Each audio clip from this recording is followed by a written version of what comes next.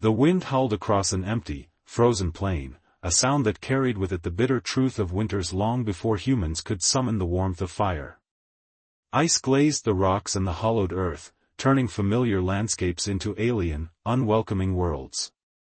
Snowflakes fell silently, drifting down to blanket the bones of animals long dead, their skeletal forms half buried, half remembered. In this time, warmth was not a certainty, it was a fleeting, precious commodity, one that could mean the difference between life and death. The concept of fire, as we know it now, did not exist in the daily reality of early humans. A spark was a miracle, a flash of life that could not be commanded, only revered, observed, and feared. To imagine a winter without fire is to imagine a darkness so profound that even the brightest stars overhead offered little comfort, their cold light failing to penetrate the layers of frost and despair. Survival in these deep winters demanded every ounce of ingenuity and resilience that early humans could muster. Bodies pressed together for warmth, breath steaming in the frozen air, each movement measured and deliberate to conserve energy. Fingers, stiff and numb from the relentless cold, could barely grasp sharpened stones or frozen hides. The simple act of holding a child close, of sharing the scant heat of a shared body, was an achievement that carried within it the weight of the tribe's collective survival. In these moments, every small gesture, a careful placement of a stone to shield a draft, the quiet layering of animal skins, became a ritual of life itself. The cold was not merely physical, it seeped into the mind, sharpening awareness, amplifying fear, and creating a tension that could fray nerves and erode hope. And yet, humans endured. Somehow, within these frozen landscapes, a spark of something intangible persisted. It was curiosity, yes, and determination, but it was also something more subtle, the ability to imagine warmth even when it was absent, to hear the memory of crackling embers and feel the phantom heat of a flame that did not yet exist. The mind, unbound by the immediate limitations of the body, began to wander toward fire even before it was mastered. Early humans would watch lightning strike dry wood, observe the chaos and beauty of natural flames, and feel both terror and fascination. These glimpses of elemental power became the first stories, whispered internally and shared quietly with companions huddled in the dark. Fire was a myth before it was a tool, a song in the imagination before it was a light in the night. In the absence of flame, the senses grew more acute. Eyes, struggling to penetrate the dimness, learned to notice movement and shadow, ears, straining to hear over the wind, could distinguish the approach of a predator from the shifting of snow under a small animal. The taste of frozen roots and dried meat became vivid, almost precious, a reminder of the fragile continuity of life. And the cold itself became a teacher. It demanded patience, foresight, and communal cohesion. Tribes or small groups that could cooperate, that could silently coordinate the sharing of limited warmth, survived. Those that could not, faded into the white emptiness, leaving behind only bones and the echo of breath frozen on the wind. These winters were not merely obstacles, they were transformative forces. In the struggle to endure, humans began to develop a consciousness of time and consequence. The long, dark night stretched perception, forcing individuals to reckon with the immediate and the distant. Hunger and cold imposed limits, but within these limits, early humans discovered the first glimpses of culture, patterns in the stars, rhythms in the wind, and the beginnings of vocalizations that would one day become song. Even without fire, music existed in the low hum of a mother's voice, in the synchronized movements of a group, in the repetition of chants to calm trembling hearts. These early expressions were survival mechanisms as much as artistic impulses, a way to ward off the isolation and despair that the winter demanded. And yet, the longing for warmth was a constant companion. It was not only the desire to stave off frostbite or hypothermia, it was a yearning for comfort, for light, for something that could transform the harsh, merciless world into one where life was bearable. Every cracked bone, every frozen hand, every shiver was a reminder that survival required more than instinct, it required imagination. In these frigid landscapes, humans learned to dream of fire, to feel its presence in their minds before it could exist in their hands. This dreaming was as critical as hunting or shelter building. It was a seed of hope, a pulse of courage, a reminder that one day, warmth could be summoned, tamed, and shared. The winter without fire was long, relentless, and unforgiving, but it was also the crucible in which the capacity for culture, creativity, and resilience was forged. And so, as the wind whispered through skeletal trees and over frozen rivers, humans clung together, a fragile circle of bodies and breath in a vast, unfeeling wilderness. Each day survived was a victory, each night endured a testament to adaptability. They carried within them not just the instinct to move, hunt, and shelter, but the seed of imagination, a spark that would, one day, ignite into fire. In this first section of our story, we glimpse a world where warmth was memory and survival depended on courage, creativity, and the faint, flickering hope of flames yet to be mastered. It is a world both alien and intimately familiar, a reminder that even in the absence of fire, the human spirit could not be extinguished. The long night of early humanity was not merely a season, it was an existence measured in struggle, endurance, and an acute awareness of mortality. Long before the controlled use of fire, winters were relentless teachers, shaping bodies and minds alike. Imagine standing on a glacial plain where the horizon is a blur of white, the wind slicing through layers of fur and skin, every breath a cloud of vapor that freezes almost immediately in the air. Ice crept across the rivers and lakes, making water a precious, often dangerous commodity.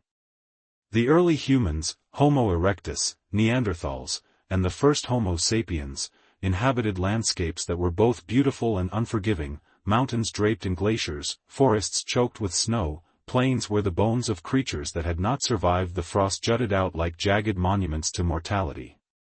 In these times, survival was a meticulous calculus. Every movement required intention.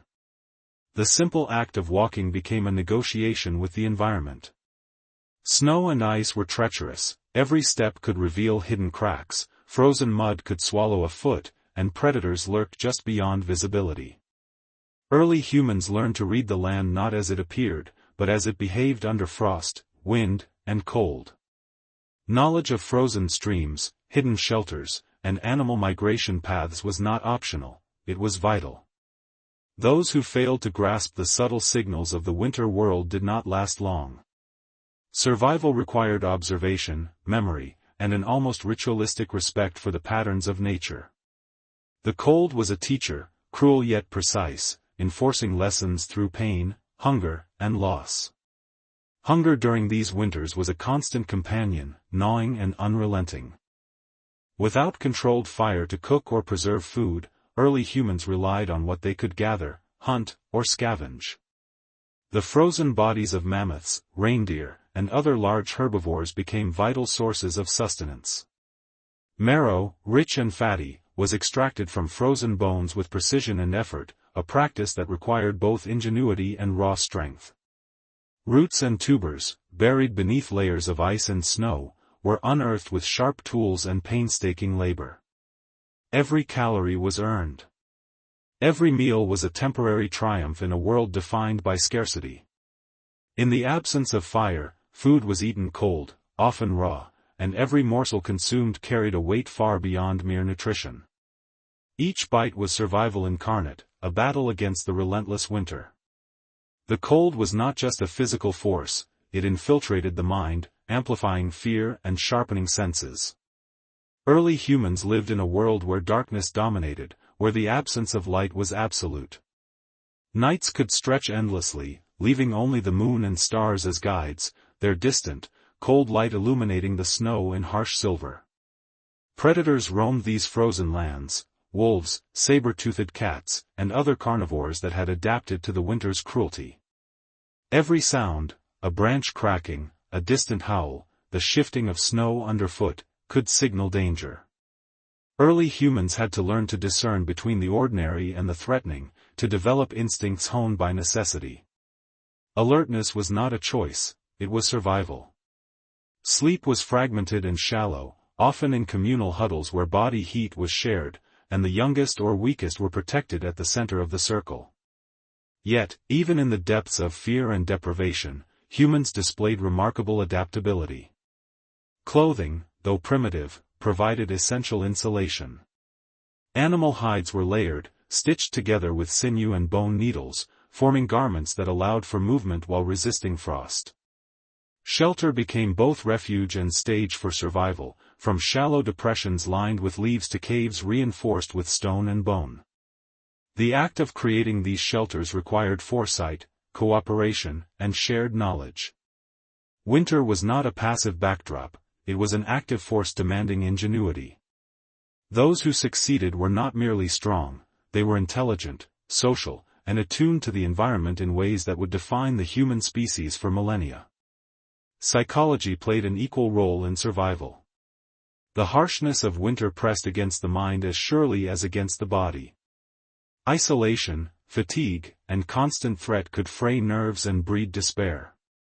In response, early humans turned to the beginnings of culture. They hummed, whispered, or vocalized to regulate fear and maintain group cohesion. These proto-songs were not merely entertainment, they were tools for endurance, calming trembling bodies and minds. The rhythms of breath and movement, shared among a group, created an invisible network of reassurance.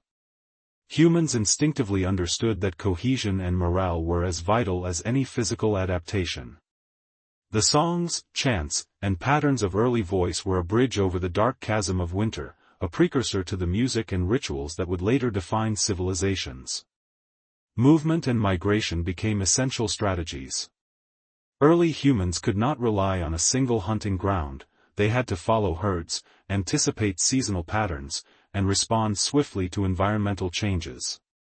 Navigation relied on observation, the position of the sun, the wind's direction, and the subtle cues of the landscape. This constant motion was exhausting, yet necessary. Each day's journey was a negotiation with a world indifferent to human struggle. But these migrations also fostered community, cooperation, and communication. Survival demanded shared knowledge, collective decision-making, and mutual protection. The cold forged social bonds as surely as it tested them, creating interdependence that would become a hallmark of human evolution. Even in these extreme conditions, wonder existed. The night sky, unpolluted by modern light, stretched endlessly overhead. Stars formed patterns that could guide, comfort, and inspire. Lightning storms and auroras illuminated the dark world, evoking awe and a sense of the sublime. Humans of the Ice Age may have first glimpsed the divine in these displays, seeing connections between the heavens and their own fragile existence. Philosophy, though unspoken, began to emerge in these frozen landscapes, questions about life, death, survival, and the place of humans in a vast, often hostile universe. In enduring these winters, humans were forced to confront not only the physical world but the immensity of existence itself. And so, the long night of early humanity was both a crucible and a classroom. Each frost-bitten hand, each sleepless night, each hunger-driven hunt contributed to the development of resilience, ingenuity, and culture. Winter was a relentless sculptor, shaping bodies, minds, and social bonds. The absence of fire made survival raw and immediate, but it also cultivated imagination, creativity, and foresight. Humans learned to endure not only with their muscles but with their thoughts and voices, preparing the ground for the eventual mastery of fire. In this section, we glimpse a world of extraordinary challenge, a world where early humans, against all odds, survived, adapted, and began to lay the foundation for the civilization and warmth that fire would one day bring. In the absence of fire, shelter became the silent fortress of survival, a place where the body could escape the relentless bite of winter and the mind could cling to fleeting comfort. Early humans learned that survival depended not just on movement or hunting, but on the spaces they inhabited, the hollows and crevices that could shield them from the unyielding cold.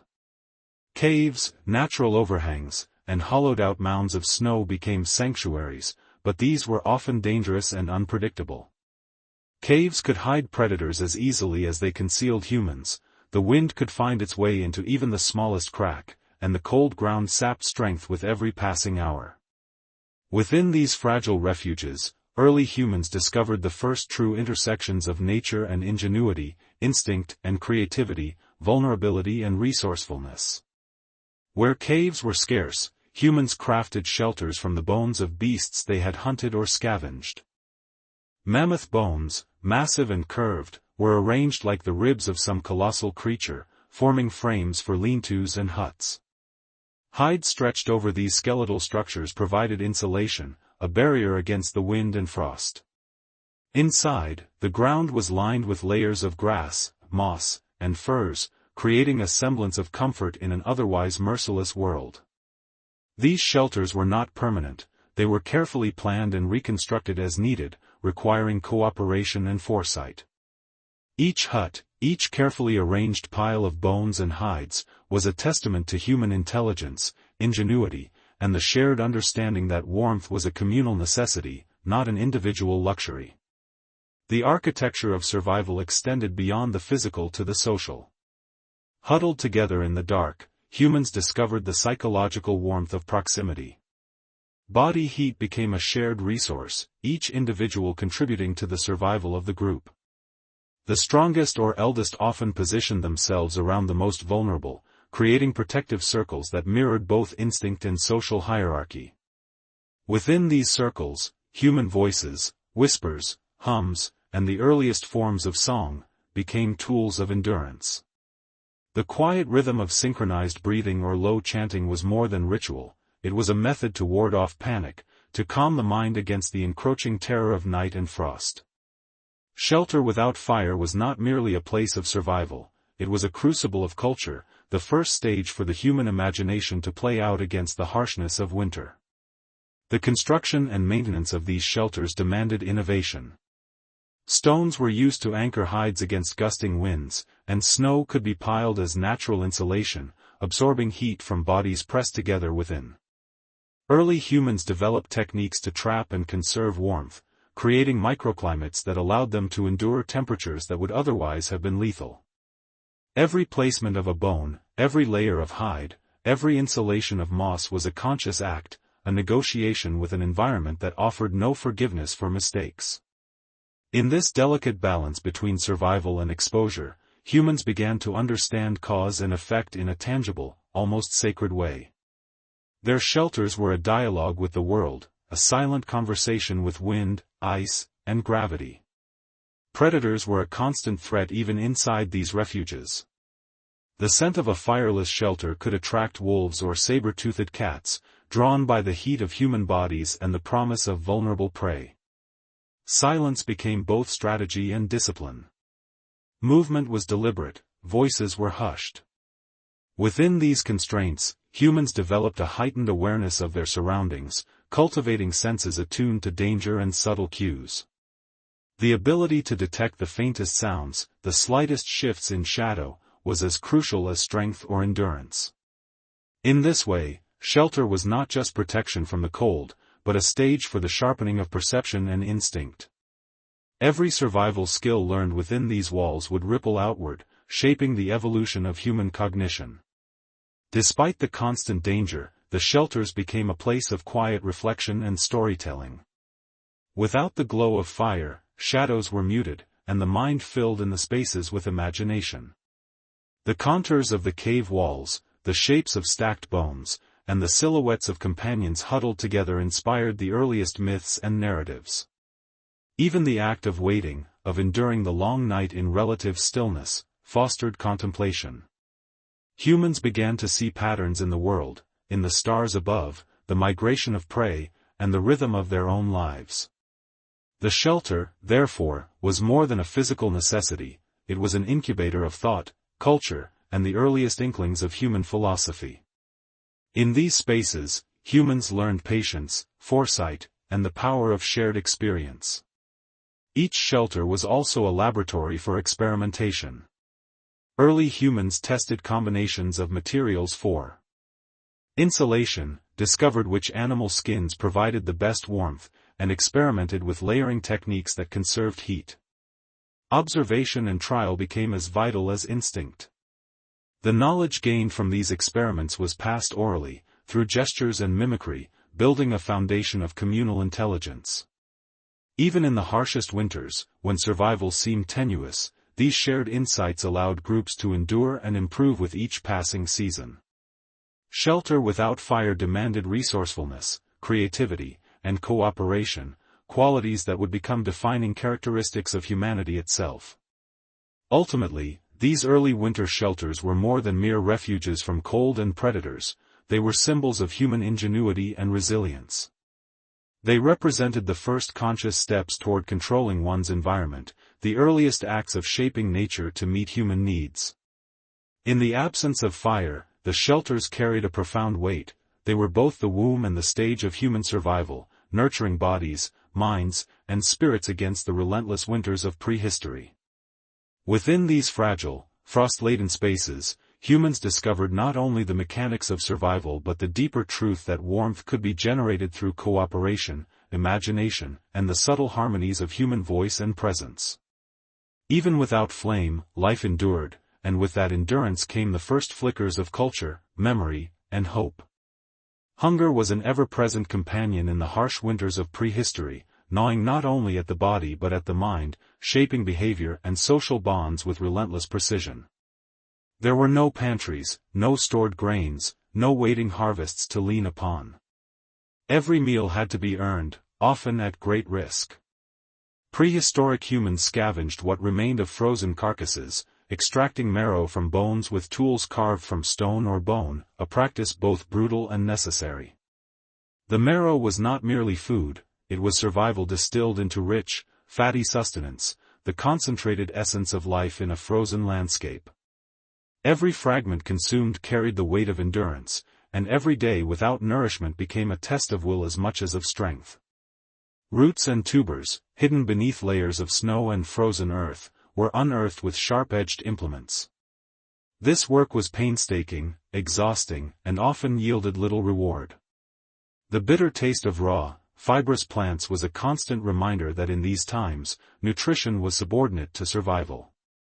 Even insects, grubs, and small animals could become precious sources of protein, and early humans learned to exploit every possible avenue to stave off starvation. The search for food dictated movement and social organization, forcing cooperation and strategic planning. A single misstep, a misjudged hunt or a failed foraging expedition, could mean days of deprivation, frost-bitten extremities, and mounting despair. Hunger was never abstract, it was immediate, pressing, and inescapable. Scarcity shaped more than the body, it shaped relationships. Food sharing became a social necessity, a measure of trust and cohesion within small groups. Elders and those less able to hunt received portions from stronger members, not only as acts of compassion but as essential strategies to ensure the survival of the tribe. The smallest act of generosity could ripple outward, fortifying alliances and reinforcing the cooperative structures that would become a hallmark of human society. Conversely, competition and hoarding could fracture fragile communities, leaving some to perish in the relentless cold. In this way, hunger was both a destructive force and a creative one, compelling humans to develop empathy, foresight, and moral structures before morality was even formally conceived. The cold intensified the challenge of finding and consuming food. Frozen rivers and snow-choked plains meant that prey animals were fewer, more cautious, and often hidden under layers of ice and snow. Tracking a deer or a mammoth required extraordinary patience and insight, an understanding of subtle cues in footprints, bent grasses, and disturbed snow. Hunting was no mere physical exercise, it demanded anticipation, intuition, and cooperation. Groups coordinated silently, moving like shadows across the ice, every gesture deliberate, every breath measured. A failed hunt could spell hunger, a successful one could sustain the tribe for days, its meat and marrow providing both nourishment and a temporary reprieve from the omnipresent terror of cold. Psychological endurance was as vital as physical strength. Starvation sharpened fear, and fear could erode hope. In response, early humans developed rituals, routines, and even nascent forms of storytelling to maintain morale. Songs hummed quietly over the sleeping bodies of companions, chants synchronized with collective breath, and repetitive movements during food preparation or hunting helped focus the mind, sustaining a fragile equilibrium in the face of despair. These acts, however modest, were profound. They transformed survival into a shared experience, mitigating the psychological toll of hunger and winter alike. In the absence of fire, these mental and emotional strategies became critical lifelines, sustaining both body and spirit. The act of eating was itself a ceremony, measured and deliberate. Every morsel was chewed slowly, every bone cracked with care to extract every last bit of marrow. Early humans recognized that food was not simply sustenance, it was currency in a world of scarcity, a resource demanding respect and planning. Meals were shared communally whenever possible, reinforcing social bonds and fostering a sense of continuity amidst the chaos of winter. Even the youngest and weakest members of the tribe learned these lessons, that food was precious, that it could not be wasted, and that survival was dependent on the collective efforts of the group. In this way, hunger became a teacher, instructing early humans in patience, strategy, and the interconnectedness of life. Innovation emerged directly from scarcity. Tools and techniques were developed to maximize efficiency in hunting and foraging. Stones were chipped into blades and points, wooden spears sharpened and hardened over fire when possible, snares and traps devised to catch small prey. Preservation techniques, such as burying food under snow or in frozen ground, emerged as early experiments in anticipating future need. These strategies required observation, foresight, and an understanding of natural cycles, demonstrating that hunger was not merely a force of deprivation but a catalyst for creativity and intelligence. Winter's scarcity forced humans to confront both their limitations and their potential, to invent and adapt in ways that would ripple through generations. Even in the bleakest stretches of cold and starvation, hope persisted. The search for food, the act of sharing, and the rituals developed to endure hunger were not only practical but profoundly human. They were expressions of ingenuity, empathy, and resilience, laying the groundwork for culture, language, and community. Hunger, in all its relentless cruelty, also forged cooperation, strengthened bonds, and inspired creativity. In these frozen landscapes, early humans learned that survival required not only endurance of the body but courage of the mind. The bitter winter taught lessons that fire would later amplify, but even without flame, humans endured, adapted, and began to cultivate the first seeds of civilization. Thus, hunger was not merely an absence of sustenance, it was a force that shaped thought, action, and society. It demanded innovation, cooperation, and the development of emotional resilience. Each scavenged carcass, unearthed root, and shared morsel was a triumph of ingenuity over circumstance. Early humans existed in a delicate balance with the winter, negotiating constantly between scarcity and survival, between despair and hope. The long, cold nights and empty stomachs forged a species capable of remarkable adaptability, preparing them for the eventual mastery of fire, the sharing of warmth, and the creation of songs that would carry them through nights that might otherwise have consumed them. Hunger was not merely endured, it was transformed into the engine of human progress and the foundation of what it meant to survive together. The wind carried more than cold across the frozen plains, it carried sound, subtle and haunting, a song without a singer. In the absence of fire, early humans began to notice these nuances in their environment, attuning themselves not only to threats but to rhythms that could steady the mind. The howl of distant wolves, the crackle of ice beneath snow, even the whisper of wind through skeletal trees became cues, markers in an otherwise silent and indifferent world. Humans, seeking comfort in the void of winter, began to mimic, respond, and create. From these interactions emerged the earliest forms of song, not music in the way we understand it today, but patterns of vocalization, breathing, and rhythm designed to sustain, to calm, and to unify. In a time without fire, the voice itself became warmth, a shield against despair. Singing was born of necessity. The long nights and endless cold imposed a psychological burden that threatened to unmoor the mind. Early humans, huddled together for warmth, discovered that synchronized humming or chanting could regulate breathing, lower heart rates, and create a shared sense of security.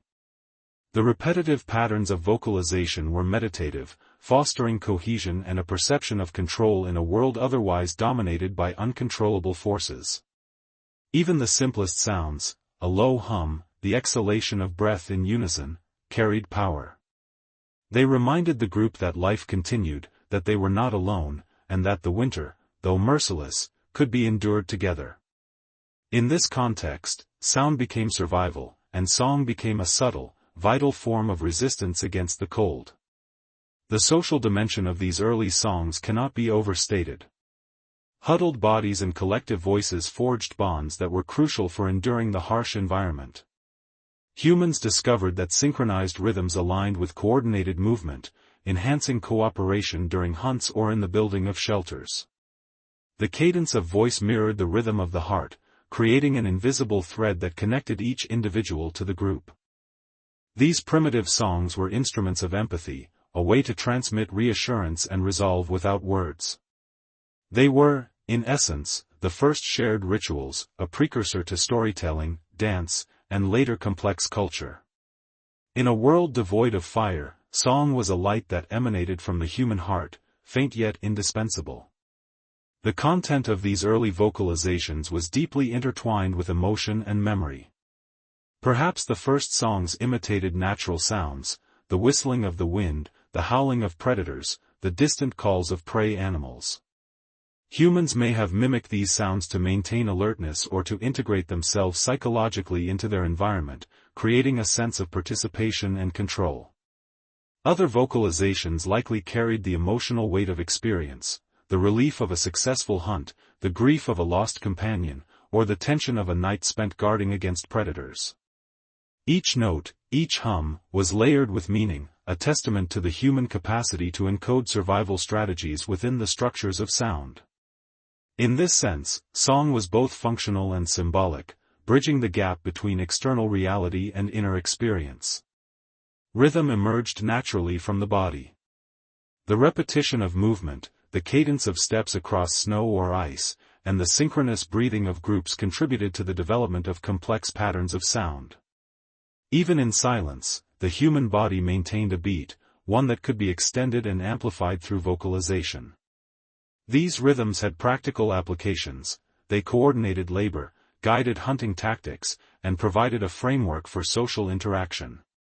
But they also had an emotional and psychological dimension. The repetition of sound created predictability in an unpredictable world, grounding the mind in patterns it could anticipate and control.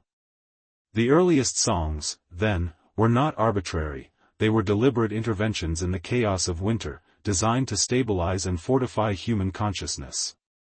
The interplay between sound and environment further shaped these early musical expressions. Wind, snow, ice, and stone all interacted with human vocalizations, producing echoes and resonances that extended beyond the immediate circle of bodies.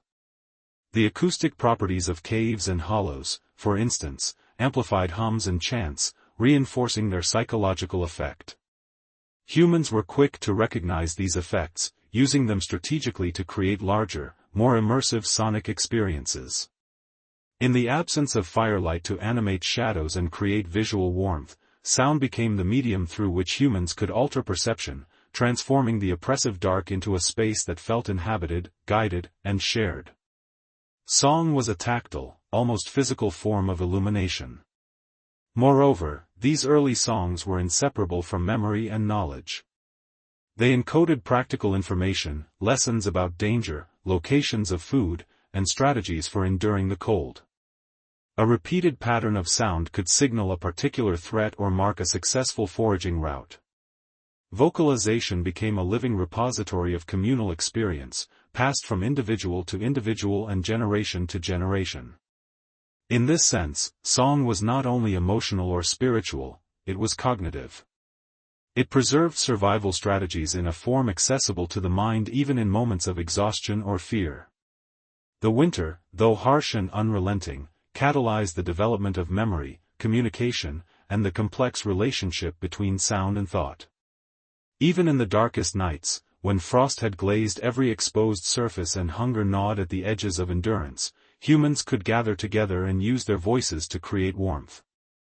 The act of singing was transformative. It shifted attention from the cold to the collective human presence, from despair to resilience.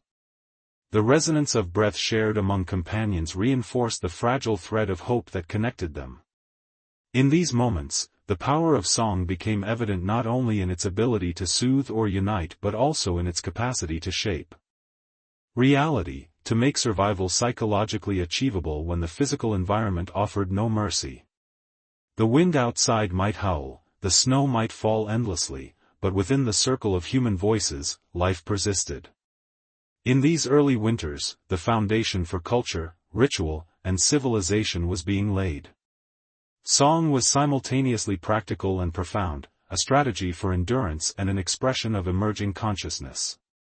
Without fire, early humans discovered that the warmth of shared breath, synchronized rhythm, and communal vocalization could sustain life in ways that muscle and bone alone could not. The songs that began as survival tools would eventually evolve into storytelling, myth, and music, carrying forward the lessons of endurance, unity, and hope. In the long, frozen nights, humans learned that warmth was not solely a property of fire, it was also an echo of the heart, a rhythm of breath, and the shared resonance of voices that refused to be silenced by the cold. Thus, the wind became teacher and companion, and the first songs emerged from the interplay of necessity, environment, and imagination. In the absence of flame, sound carried humanity through the long, dark nights, fortifying both body and mind. Each note hummed into the icy air was a defiance of mortality, a reminder that even without fire, humans possessed the ingenuity, resilience, and creativity to endure. The earliest songs were not mere melodies, they were lifelines, the intangible warmth that made survival possible in a winter without fire. Amid the frozen nights, the human voice found its earliest sanctuary not only in survival but in the nurturing presence of mothers. The maternal voice carried warmth beyond flesh and bone, transcending the cold and the darkness that pressed relentlessly against the tribe. In a winter without fire, it was often the gentle hum, the soft whisper, or the low chant of a mother that anchored children and adults alike in the fragile thread of hope. These voices were more than sounds, they were instruments of resilience, melodies that could calm fear, soothe hunger-driven irritability, and create a rhythm that synchronized the breath and heartbeats of the group. The mother's voice was both shield and comfort, a pulse of life in a landscape that threatened to erase it.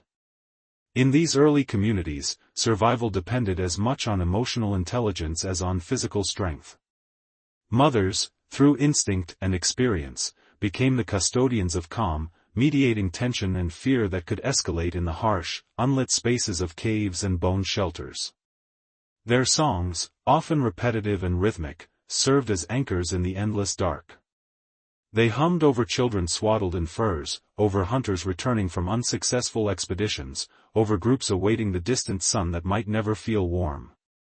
The cadence of maternal song was deliberate and measured, designed to reassure and to stabilize. Each note carried layers of meaning, a warning, a promise, a story, or a lesson encoded in melody, passed down in a form that transcended language and directly touched the psyche. These vocalizations were more than emotional tools, they were social instruments, weaving cohesion within small groups. In the absence of fire, when the landscape offered no visual markers or signals, sound became central to human communication. Mothers led the first vocal networks, teaching infants and children the rhythms, tones, and patterns that would later evolve into language, chant, and song. The repetition of simple melodies established a sense of predictability, which was vital in an environment dominated by unpredictability and danger. Even the youngest, whose bodies were fragile against frost and hunger, could sense the authority and reassurance embedded in these tones. Maternal song became a bridge between generations, a living archive of survival strategies and emotional fortitude. The role of women as keepers of calm extended beyond the immediate act of nurturing. In these communal circles, where the huddled bodies of humans shared breath for warmth, maternal voices coordinated the subtle rhythms of group life. Singing or chanting during collective tasks, arranging hides, preparing tools, or even hunting small animals, helped synchronize movements and intentions. These songs were both practical and symbolic, linking survival strategies with emotional well-being. Through these acts, early humans discovered that care and cohesion were inseparable, and that the smallest vocal gestures could ripple outward, strengthening bonds essential for life in a winter without fire. Even in moments of extreme fear, when predators prowled nearby or a sudden storm tore across the landscape, the maternal voice had power. It offered guidance, a steadying influence that prevented panic and disarray. By listening and responding to these tones, other members of the group could regulate their own fear, finding in repetition and familiarity the foundation for courage. The voice itself became a form of heat, an invisible warmth that circulated from one body to another, tangible in its psychological effect. Mothers, through instinctive understanding, leveraged this emergent tool, shaping not only the survival of individual children but the endurance of entire communities. Beyond survival, these early maternal songs may have fostered imagination and memory. Hummed patterns, repeated night after night, created frameworks for narrative thought. The mind, constrained by the harsh environment, began to map stories onto sound: the hunt, the changing seasons, the behaviors of predators, the cycles of life and death. Through this auditory structure, children learned about the world before they could fully speak, internalizing lessons critical to survival. Maternal voice was simultaneously practical and visionary, grounding the young in reality while opening pathways to creativity and abstraction. These early practices laid the foundation for culture, philosophy, and the complex forms of human expression that would flourish once fire could illuminate and transform the world. The significance of maternal song also extended into the spiritual realm. In a world dominated by cold, darkness, and the uncertainty of existence, these chants and hums may have been among the first human rituals, acts that connected the material struggle of life with something larger, something beyond immediate survival. The repetition, rhythm, and continuity of maternal song mirrored the cycles of nature, the rise and fall of the sun and stars, the ebb and flow of wind and frost. It encoded reassurance and understanding, creating a sense of order in a universe that appeared arbitrary and indifferent. In these moments, early humans glimpsed a form of meaning, discovering that sound could shape reality as much as action or strategy.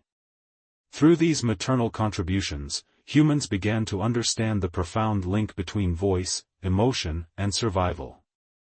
In the long winters without fire, the warmth of breath, the cadence of song, and the rhythmic patterns of maternal care became as vital as food or shelter. The voice carried memory, knowledge, and the power to calm or inspire, creating an invisible hearth that could sustain life even when the cold pressed close. Mothers were the first custodians of this intangible warmth, transmitting the practices and rhythms that would guide humanity for millennia. Their songs were the first threads in a tapestry that connected survival, culture, and the human spirit, proving that in a winter without fire, life could endure not merely through brute strength but through empathy, rhythm, and care. Thus, the quiet hums, chants, and lullabies of mothers were far more than acts of comfort; they were instruments of life. In shaping the earliest sounds of humanity, they shaped the very fabric of survival, embedding emotional resilience into the body, mind, and social structures of the group. The maternal voice was the first flame that humans carried within themselves, a source of warmth that no wind could extinguish, a song that kept them alive through the longest, coldest nights. It is in these intimate moments that the earliest roots of music, ritual, and shared culture took hold, proving that even in the harshest conditions, the human spirit could flourish through the tender, powerful resonance of voice. Imagine the fire circle as it exists in our collective memory: warm, flickering flames casting shadows on faces, illuminating cave walls with the soft, golden glow of life itself. Now imagine that circle without fire, reduced to huddled bodies and shared breath, a ring of human presence in a vast, indifferent cold. Early humans, lacking the transformative warmth of flame, nonetheless maintained the circle, a silent ritual of survival and solidarity. Around this circle, the essentials of life, warmth, protection, knowledge, were concentrated in human bodies alone. Every breath mingled in the frigid air, creating a shared atmosphere, a microcosm of heat generated not by combustion but by proximity and cooperation. The circle became a living entity, a fragile ecosystem of life sustained by the deliberate alignment of bodies, minds, and instincts. The physical configuration of the circle was intentional. The strongest and most experienced members often positioned themselves on the perimeter, shielding those more vulnerable from the biting wind that intruded even into the shelter. Children and the weakest members nestled in the center, where shared body heat offered the greatest protection. This arrangement was not dictated by conscious rules but by instinct and the subtle social structures forming within early human groups. Within the circle, there was a rhythm to life, the measured distribution of warmth, the careful placement of bodies, and the quiet negotiation of space. The circle, even without fire, became both a tool of survival and a symbol of the emergent social order, demonstrating that human ingenuity extended beyond tools and shelters to include the orchestration of bodies themselves as sources of life and resilience. Sound became the lifeblood of this fireless circle. Without flames to animate shadows or focus attention, early humans relied on voice and breath to create a sense of structure. Low hums, rhythmic chants, and whispered songs circulated through the group, harmonizing the collective heartbeat. This synchronization was more than comforting, it enhanced cooperation and reduced panic in moments of stress. The repetition of familiar patterns, whether in vocalization or breathing, produced a psychological effect akin to warmth. It calmed the nervous system, aligned focus, and reinforced group cohesion. In these early circles, humans discovered the profound power of shared rhythm, realizing that survival depended not only on individual endurance but on the invisible threads connecting each member to the collective. Observation and imitation were central to this development. Infants watched older members intently, learning the nuances of posture, timing, and vocalization. The circle served as a classroom where the skills necessary for enduring winter were transmitted, sometimes silently, sometimes through subtle cues embedded in sound and gesture. Each member contributed to the maintenance of the circle, whether by adjusting posture to conserve warmth, humming to steady frightened companions, or maintaining vigilance against predators. The circle without fire thus became a laboratory for social learning, a dynamic environment where experience and instinct merged, reinforcing the survival of knowledge alongside the survival of bodies. The psychological dimension of the circle cannot be overstated. Darkness was absolute in winter, even the moon and stars, distant and cold, could not illuminate the immediate space as fire would one day do. In this environment, fear could escalate rapidly, eroding cohesion and threatening survival. The circle offered structure and predictability, a spatial and social map that allowed humans to navigate uncertainty. The mere presence of companions in a controlled arrangement provided reassurance, mitigating the terror of an otherwise overwhelming landscape. Each breath, each movement, and each sound within the circle was amplified in significance, reinforcing the fragile equilibrium between fear and courage, vulnerability and resilience. Rituals and patterns began to emerge within these circles. Certain positions were favored for sleeping or guarding, specific vocalizations were repeated to mark time or signal attention, and subtle gestures conveyed warning or instruction. Over time, these behaviors became codified, forming the earliest traditions, prefiguring the complex social rules that would later characterize human civilization. The circle without fire was thus simultaneously practical, psychological, and symbolic. It represented a human claim on space and life, a declaration that even in the absence of flames, humans could organize, protect, and sustain themselves against the indifference of nature. The circle also became a canvas for imagination and nascent storytelling. The mind, seeking engagement in the absence of light and warmth, began to project meaning onto shadows, shapes, and sounds. Vocal patterns evolved into proto-stories, conveying lessons, cautionary tales, and collective memories. The circle provided the stage, the huddled bodies, the shared breath, and the ambient echoes transformed it into a living theater. Even without firelight, humans discovered that they could animate their environment through attention, sound, and rhythm. The circle became a conduit for cultural transmission, allowing experience and knowledge to circulate in ways that physical survival alone could not achieve.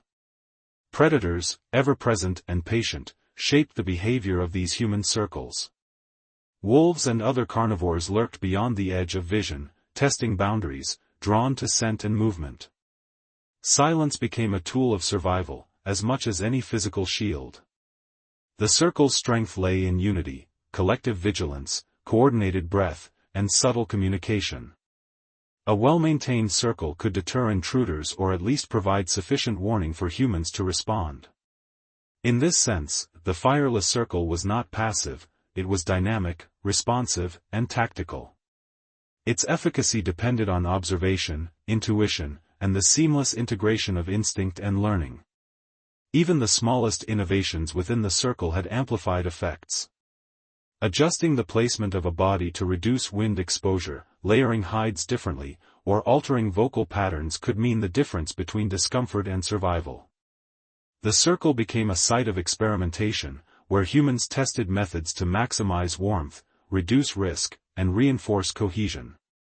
Lessons learned in one night were applied in the next, ensuring gradual improvement and the accumulation of collective knowledge. This process of trial, observation, and adaptation within the circle exemplifies the cognitive and social evolution that was as crucial to survival as any physical tool. Ultimately, the circle without fire was a crucible of human ingenuity, emotion, and culture. It was an arena in which survival, sociality, and imagination intertwined, creating a space that was greater than the sum of its parts. Even in the coldest, darkest nights, the circle offered a form of warmth that was not physical but psychological and communal, a precursor to the fire circle that would one day illuminate and transform human existence. Through these circles, early humans discovered the power of presence, cooperation, and shared intention, the very foundations of culture, ritual, and society. In the absence of flame, they learned that the human body, voice, and mind could generate warmth, meaning, and life itself. Winter was not merely an external force in prehistoric life, it was a relentless architect of perception, sharpening every sense and compelling humans to notice details that would have been overlooked in temperate conditions. Sight, sound, and touch became vital instruments for survival. The glint of light off ice, the subtle impressions left by a passing animal, or the faint scent carried on the wind could determine whether a hunt succeeded or a predator remained undetected. Every human movement became deliberate, calculated to conserve energy while maximizing sensory input. In a world without fire, the mind became a lantern, illuminating dangers and opportunities with a precision that rivaled modern instruments. Awareness was survival, and winter honed it to an extraordinary edge. The snow itself told stories, each flake and drift encoding the passage of time, the direction of the wind, and the movement of creatures across the frozen landscape. Footprints in soft snow, depressions under frozen branches, and disturbed vegetation became a language, subtle yet essential, that humans had to learn to read. Hunters and gatherers interpreted these signs intuitively, blending observation with instinct to anticipate prey behavior. These lessons in environmental literacy were not written in words but etched into memory, passed down from experienced elders to younger members. The winter landscape, harsh and unyielding, became the first classroom in human cognition, teaching patience, foresight, and adaptability. Sound became even more critical in this heightened sensory environment. The crunch of ice underfoot, the distant howl of wolves, or the subtle snapping of frozen branches carried meaning. Humans learned to distinguish between ambient noise and signals that demanded attention. Early humans refined the ability to modulate their own vocalizations, using low hums or whispers to communicate across distances without drawing predators. Listening was not passive, it was active interpretation, a constant analysis of the acoustic environment. In a winter without fire, sound functioned as both tool and defense, shaping behavior, coordination, and survival strategies. The auditory world became as vital as the visual, guiding humans through landscapes both beautiful and treacherous. Touch and temperature perception were equally vital. The human body became a living barometer, sensitive to minute changes in air pressure, wind direction, and frost accumulation. Fingers learned to detect subtle textures, whether on frozen hides, rocks, or snow-covered surfaces. The sensation of wind on skin or the chill seeping through layered furs conveyed immediate information about shelter, danger, and comfort. The cold was instructive, an inescapable teacher that demanded constant attention. In response, humans developed methods to protect themselves while remaining attuned to these cues, balancing insulation with sensory engagement. Survival depended on the capacity to interpret the environment through the body as much as through the mind. Memory became inseparable from sensory perception. Routes between hunting grounds, the locations of hidden routes, and patterns of animal behavior had to be recalled with precision. Mistakes were costly. Each winter presented repeated tests of recollection and observation, reinforcing cognitive skills that would underpin future advances. Humans began to encode spatial and temporal knowledge in association with landmarks, sounds, and sensory markers. Winter was both a challenge and a teacher, forcing humans to integrate experience, intuition, and memory into a coherent framework that guided decision-making. In doing so, humans cultivated a form of intelligence grounded in the rhythm and texture of the natural world. The intensity of perception extended to social awareness. In the absence of fire, human interaction relied heavily on subtle cues, posture, expression, breath, and sound. Understanding the intentions, mood, and status of others within the group could prevent conflict, facilitate cooperation, and preserve life. The circle of huddled bodies became a microcosm in which social skills were as necessary as hunting or foraging. Emotional intelligence, empathy, and anticipation of the needs of others emerged not as abstractions but as survival tools, honed through repeated engagement with the environment and one another. Winter was not only a teacher of natural observation, it was a crucible for social cognition. Curiosity flourished even in these harsh conditions. Despite hunger, cold, and danger, humans sought patterns in the stars, the ice, and the behavior of animals.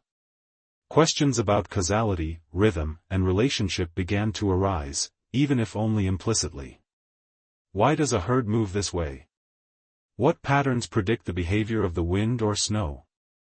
The heightened awareness imposed by winter forced the mind to consider possibilities beyond immediate survival, planting the seeds for imagination, planning, and abstraction. In this sense, winter without fire did not merely shape physical survival, it shaped the human capacity for thought, reflection, and wonder. Even art may have roots in these sensory and cognitive challenges. Observing the textures of rocks, ice, and animal bones could inspire tactile and visual patterns that humans later translated into symbolic representation. The interplay of shadow and light in caves, even faint and muted in the absence of fire, could spark imagination and storytelling. Early humans developed an aesthetic sensibility rooted in careful observation, pattern recognition, and the emotional resonance of environment. The heightened perception demanded by winter conditions became a foundation for creativity, demonstrating that adversity often nurtures innovation and expression. Ultimately, the refinement of perception in winter prepared humans for the mastery of fire and the creation of culture.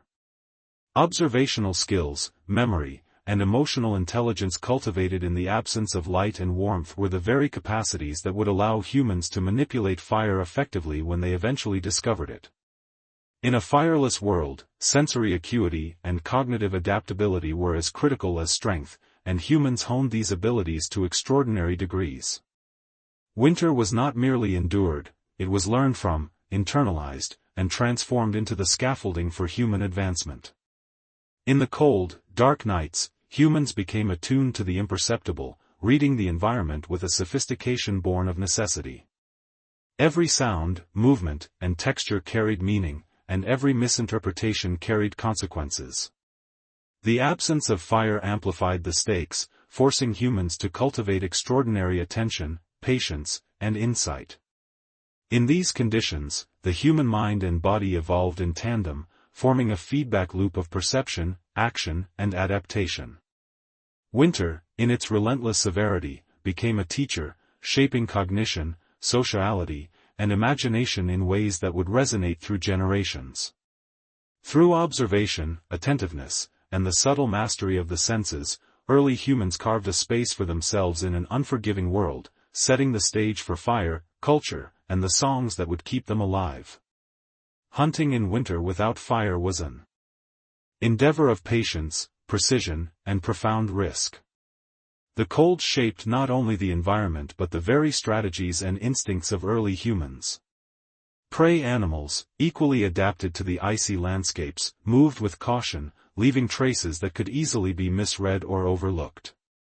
Every hunt was a negotiation with nature, a careful reading of snow patterns, wind direction, and subtle signs left by animals that carried the promise of sustenance or the threat of failure.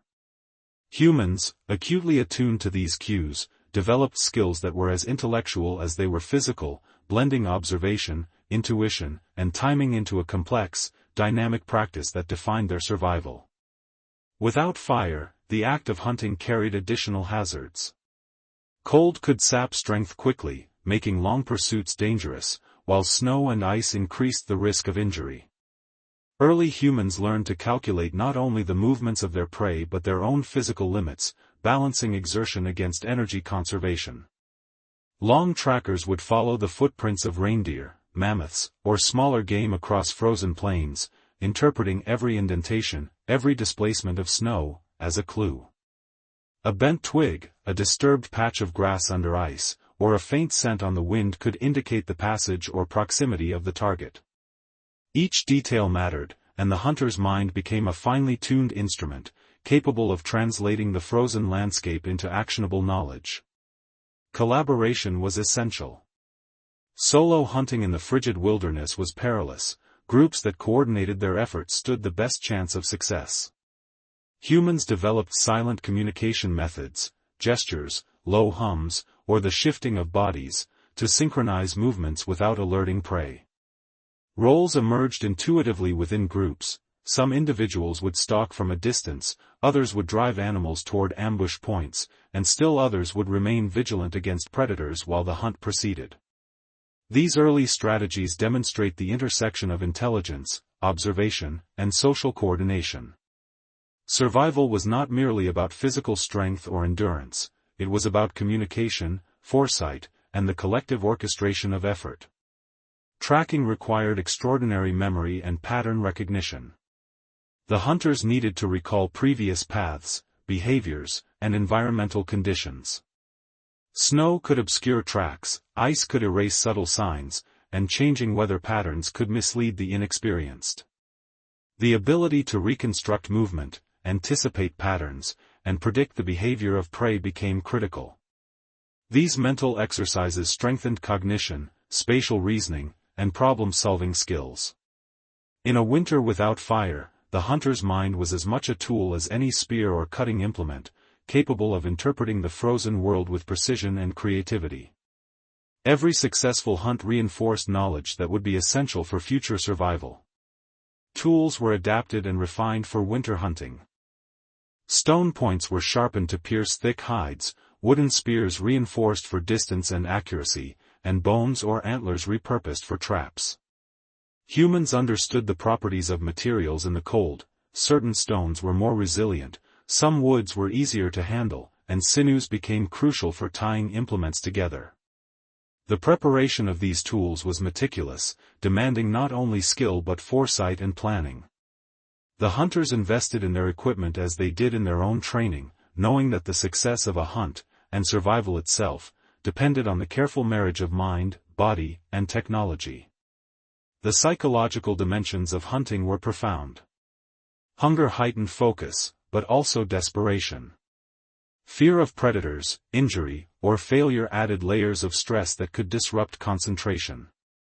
Here, the role of vocal rhythm and group song, previously established in shelter and maternal care, became invaluable. Coordinated sounds could calm nerves, maintain focus, and reinforce cohesion during dangerous moments.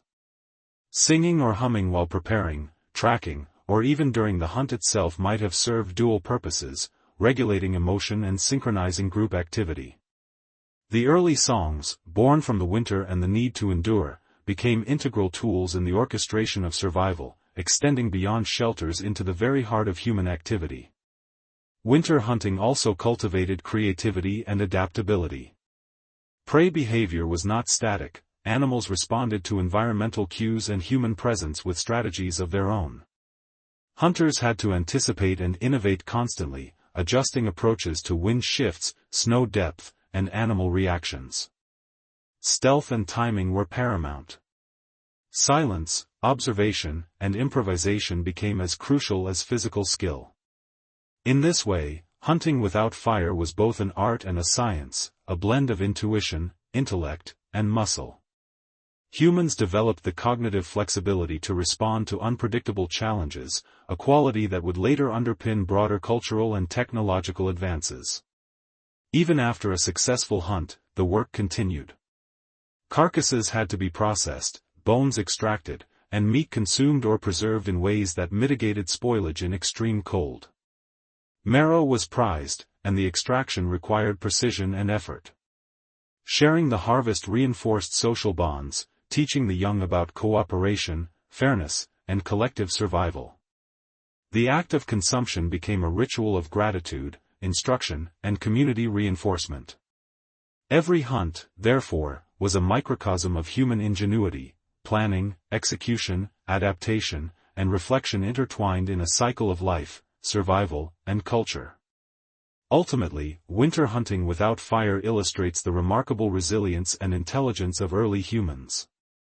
It was an endeavor that demanded mastery of environment, cognition, and social dynamics simultaneously.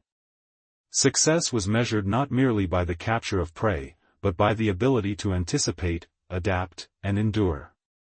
These hunting practices forged skills and social structures that would resonate through generations, laying the groundwork for more complex technologies, cultural rituals, and eventually, the mastery of fire.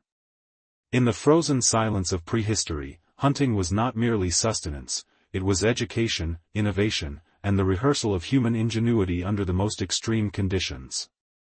Hunting, in this sense, became a defining element of the human experience. Each pursuit was a dialogue between species, an interplay of strategy, intelligence, and endurance. Every footprint followed, every observation interpreted, every movement executed under the unforgiving cold, was a testament to the species' capacity to transform challenge into opportunity. Winter without fire was not merely survived, it was navigated, studied, and ultimately understood. The hunt, as both practice and ritual, became a vehicle for knowledge, culture, and the human spirit, shaping the trajectory of life in ways that fire alone would later amplify. It is through this crucible of cold, observation, and cooperation that humans honed the skills, resilience, and creativity that would define them for millennia to come. The bitter cold of winter demanded not only skill and endurance but also extraordinary ingenuity in toolmaking. In a fireless world, every implement was a potential lifeline, mediating the human relationship with the environment and amplifying the chance of survival. Early humans relied on a combination of stone, bone, wood, and sinew to fashion tools that could pierce, cut, scrape, and dig with precision. Each item was carefully crafted, a product of observation, experimentation, and a deep understanding of material properties. The sharp edge of a flint blade, the balance of a wooden spear, and the tensile strength of braided sinew became extensions of the human body, allowing early humans to manipulate a hostile landscape with skill and foresight.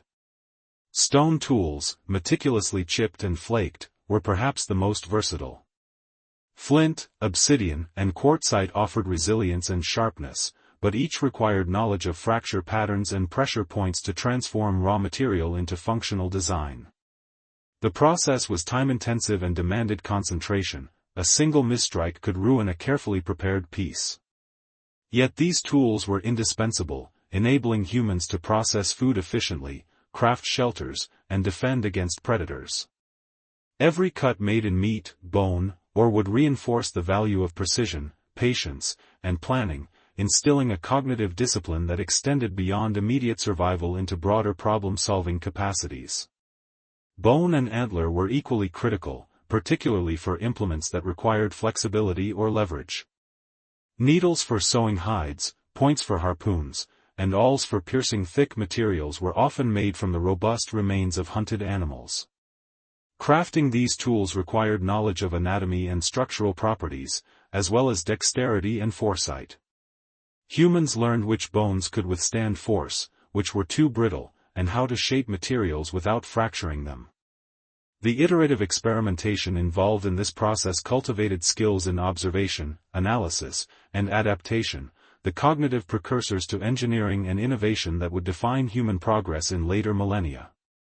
Wood, though susceptible to the cold and moisture, remained indispensable. Spears, digging sticks, and structural supports for shelters were fashioned from saplings and branches selected for strength, flexibility, and availability. Humans discovered that wood could be hardened through techniques like drying, scraping, and occasionally fire when it was available, extending its utility. Even in the absence of flame, the manipulation of wood demanded creativity, problem-solving, and an intimate knowledge of local flora. Selecting the right type of tree, understanding its growth patterns, and shaping it for specific purposes reflected a sophisticated engagement with the environment, a dialogue between human intention and natural material that defined prehistoric ingenuity. Sinew and cordage were often overlooked but were fundamental to the effectiveness of tools. Braided animal tendons, rawhide strips, or plant fibers were used to bind spearheads, lash shelters, and secure clothing. Their tensile strength and flexibility made them indispensable for survival tasks. Humans quickly learned that the quality of these bindings could determine the success of a hunt or the stability of a shelter. Crafting sinew cordage required patience, precision, and insight into material behavior, the kind of experimentation and knowledge accumulation that foreshadowed later technological advancement. Each successful application reinforced the understanding that human ingenuity could extend natural capabilities, transforming vulnerability into agency. The integration of multiple materials exemplified early humans' capacity for complex problem-solving. A single spear might combine wood, stone, and sinew. A tool for processing hides could involve bone, stone, and plant fibers. Each element required specialized skills and careful planning to ensure functionality under the duress of winter conditions. Humans developed sequences of preparation, selecting raw materials, shaping components, assembling tools, and testing them under realistic conditions. Failure was instructive, and successes were preserved and passed through observation, imitation, and instruction. In this way, toolmaking was both practical and pedagogical, shaping individual skill while propagating collective knowledge. Beyond practicality, these tools had cultural and psychological significance. Crafting implements demanded attention, mindfulness, and care, fostering a sense of purpose in an otherwise harsh and unforgiving world. The deliberate act of shaping stone, bone, or wood provided focus, reinforced patience, and cultivated pride in human capability. Even in the absence of fire, these creative acts imbued life with rhythm and meaning. Tools became extensions of human cognition and emotion, bridging the gap between necessity and expression. The tactile engagement with material formed a connection to the world that was both functional and symbolic, embedding survival within a broader framework of human ingenuity. The seasonal constraints of winter magnified the importance of toolmaking. Preparation had to anticipate scarcity, environmental hazards, and the increased demands of cold and hunger. Every spear, blade, and cord had to be durable and versatile. Early humans likely prioritized multi-purpose designs, balancing immediate needs with foresight about prolonged conditions. These decisions reflect a sophisticated understanding of resource management and the principle of optimization, a recognition that survival depended on efficiency, planning, and adaptability. The cognitive and social systems developed through this process laid the groundwork for increasingly complex technologies and cultural practices. Even the smallest innovations could yield significant advantages. A sharper edge, a reinforced haft, or a better binding could mean the difference between a successful hunt and starvation, between safety and vulnerability. These incremental improvements, accumulated over time, represented the earliest forms of iterative design. Humans learned to experiment, evaluate results, and refine methods, establishing a pattern of continuous innovation that is central to human evolution. In essence, toolmaking in a winter without fire was a crucible of creativity, resilience, and intellect, shaping not only survival strategies but the very cognitive architecture of the species. Ultimately, the fireless winter demanded that humans extend their capacity for foresight, dexterity, and problem-solving.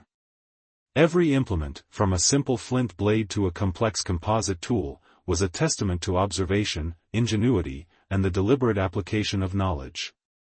The physical world became both canvas and challenge, and through it, humans cultivated skills that would later enable mastery of fire, advanced hunting strategies, and complex social structures. In these frozen landscapes, tools were more than instruments, they were lifelines, embodiments of human intelligence, creativity, and the relentless drive to endure and thrive against the most extreme conditions. The night in a winter without fire was an oppressive expanse, stretching endlessly, pressing against the fragile shells of human shelters. Darkness was absolute, unbroken by flickering flames, leaving only the rhythm of breath and the warmth of bodies pressed together as markers of life. In these conditions, the mind became both a tool and a threat. Fear crept into the spaces between thought, amplified by silence and isolation. Predators prowled nearby, their presence known only through subtle sounds, the snap of a twig, a faint rustle in snow, the distant howl of a wolf. Humans learned that vigilance was constant, that the smallest lapse could have catastrophic consequences. And yet, in the absence of fire, another force emerged, the human imagination, shaped by necessity and the quiet insistence of survival. Imagination in these dark, cold nights was a double-edged instrument. It amplified both fear and hope, the two poles of human experience in winter. Shadows cast by the moon or reflected in ice might suggest predators lurking just beyond vision. Yet the same mind that perceived danger also constructed strategies, visualized escape routes, and invented means to endure. Mental rehearsal became critical, planning the next day's hunt, predicting the movement of prey, envisioning ways to secure shelter, and anticipating social dynamics within the group. The absence of fire forced humans to turn inward, transforming the mind into a luminous instrument of adaptation, capable of extending survival beyond immediate perception. Sound continued to play a pivotal role in navigating the night. Without fire to create visual markers, humans relied on vocalizations to communicate, coordinate, and reassure one another. The first songs hummed through the cold air, low tones vibrating in unison, creating a shared sense of presence. Even simple rhythms aligned breathing and heartbeats, reducing panic and reinforcing cohesion. These early vocal patterns were more than emotional support, they were operational tools. They synchronized action, transmitted warnings, and provided psychological scaffolding in moments of stress. Singing in the dark was a survival strategy, a way of making the intangible warmth of human presence palpable and immediate. Memory, honed by repetition and necessity, guided navigation through darkness. The patterns of snowdrifts, the positions of rocks, the subtle gradients of terrain were internalized and recalled in near-total darkness. Humans created mental maps of their environment, learning to anticipate hidden dangers and opportunities. This cognitive mapping extended beyond physical space, encompassing social structures and temporal rhythms. Individuals remembered who had the strongest presence in the group, who was most vigilant, and who might require additional support. The night became an exercise in combined spatial, social, and emotional intelligence, illustrating the profound adaptability of early human cognition under extreme conditions. The mind also used darkness as a canvas for storytelling. In the quiet, repetitive patterns of breath and the faint sounds of wind, humans began to layer meaning onto experience. Imagined narratives linked observation, memory, and emotion, creating proto-stories that encoded lessons of survival. These stories could serve multiple functions, explaining natural phenomena, preserving knowledge about predators and prey, and transmitting social values. Even in the absence of firelight to animate shadows, humans found ways to make the night intelligible through mental narrative. Darkness became both a constraint and a stimulus, sharpening perception while fostering creativity. Collaboration and trust were magnified in significance. In winter's dark expanse, individuals were dependent on one another more than ever. A shared song, a synchronized shift in posture, or a quiet warning could prevent disaster. The circle of human bodies became a microcosm of cooperation, each member attentive to subtle cues, each action resonating through the group. In the absence of flame, trust was a currency more valuable than warmth or even immediate nourishment. It underpinned every cooperative act, from guarding children to coordinating hunting expeditions, reinforcing social bonds essential to enduring relentless conditions. The physicality of the night was relentless. Frostbite, hypothermia, and exhaustion threatened constantly, requiring vigilance and resourcefulness. Humans learned to layer bodies, conserve energy, and position themselves strategically to maximize warmth. These behaviors were guided not only by instinct but by observation and shared experience.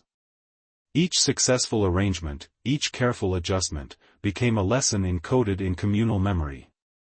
The night, while hostile, was also instructive, shaping patterns of behavior that would become central to social cohesion and survival in subsequent generations. The emotional dimension of darkness cannot be underestimated. Prolonged exposure to cold and silence amplified anxiety and despair. Humans mitigated this through communal vocalization, shared rituals, and the transmission of stories and songs.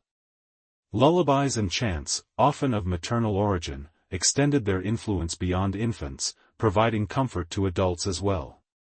The night was transformed from an unrelenting threat into a space structured by rhythm, voice, and the tacit understanding of collective endurance.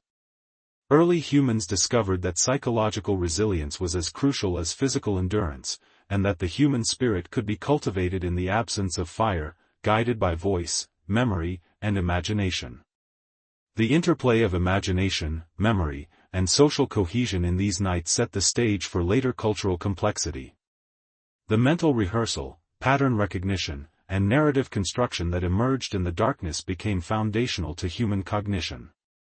These processes enabled planning, problem-solving, and abstract thought, which would later support technological innovation and social organization. In a winter without fire, humans were forced to create mental light, an internal illumination that guided action, provided reassurance, and laid the groundwork for symbolic thought. Finally, the night without fire cultivated a profound awareness of mortality and resilience. Every sound, movement, and decision carried consequences, reinforcing the value of attention, cooperation, and forethought. Yet it also revealed human capacity for endurance, ingenuity, and hope. In these dark, cold expanses, early humans discovered the duality of fear and creativity, the capacity to transform limitation into opportunity, and the power of shared experience to sustain life. The night was both teacher and crucible, shaping the mind and spirit in ways that fire would later complement but never replace. It was within these silent, frost-laden hours that humans learned to illuminate their own existence through voice, memory, imagination, and trust.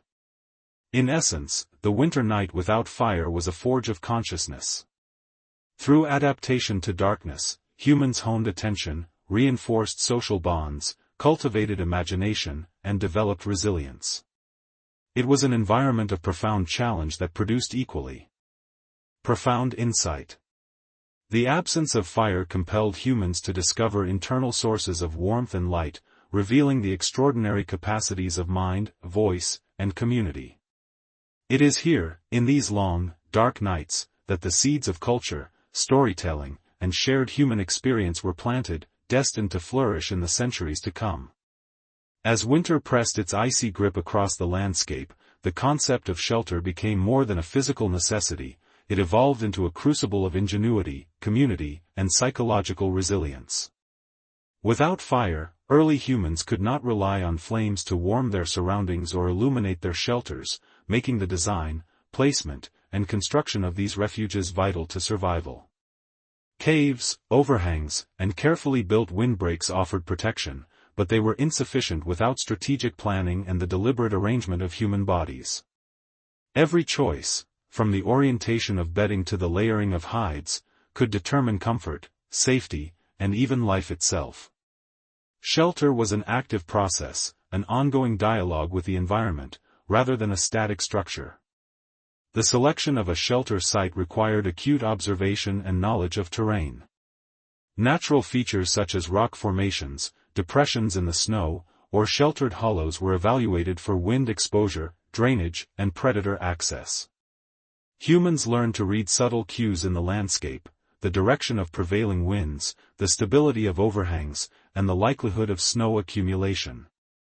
These choices reflected a sophisticated understanding of risk and opportunity, integrating physical, environmental, and social factors into decision-making. The absence of fire heightened the stakes. Every miscalculation could lead to frostbite, hypothermia, or death. Shelter became an extension of human cognition, translating observation, experience, and foresight into protective strategies. Construction techniques were equally critical. Humans used available materials, rocks, wood, bones, hides, and snow, to enhance natural shelters or create temporary structures. Rocks could reinforce walls, sticks and branches formed supportive frames, and hides provided insulation against the relentless cold. The layering of materials required careful attention to detail, thicker furs on the ground, overlapping hides for windproofing, and compact arrangements to retain body heat. These arrangements were not random. They represented a deep understanding of material properties and the ways human bodies interacted with their environment. Even minor improvements in structure could make the difference between comfort and crisis in a winter without fire.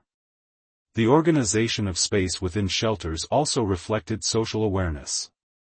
Vulnerable members, including children and the elderly, were positioned to maximize warmth and protection, while stronger or more experienced individuals often took perimeter positions. The arrangement of bodies created a microcosm of social order and cooperation, reinforcing group cohesion while optimizing survival. Vocalizations, humming, and rhythmic breathing circulated through these spaces, synchronizing activity and reinforcing collective security. In the absence of fire, the shelter itself became a dynamic space of communication, cooperation, and mutual support, a living embodiment of communal adaptation. Shelters also served as sites for the transmission of knowledge and culture. Within their protective confines, skills could be demonstrated, stories told, and rituals rehearsed. The intimate environment facilitated observation and learning, allowing children and novices to internalize techniques of tool-making, hunting, and survival. Even subtle cues, the way hides were layered, the positioning of bodies, or the rhythm of vocal patterns, carried lessons about efficiency, cooperation, and adaptation. In this way, shelter functioned as both classroom and stage, where survival strategies and cultural practices were performed, observed, and refined across generations. The psychological function of shelters cannot be overstated. In the absence of firelight, darkness pressed against the edges of perception, amplifying fear and uncertainty.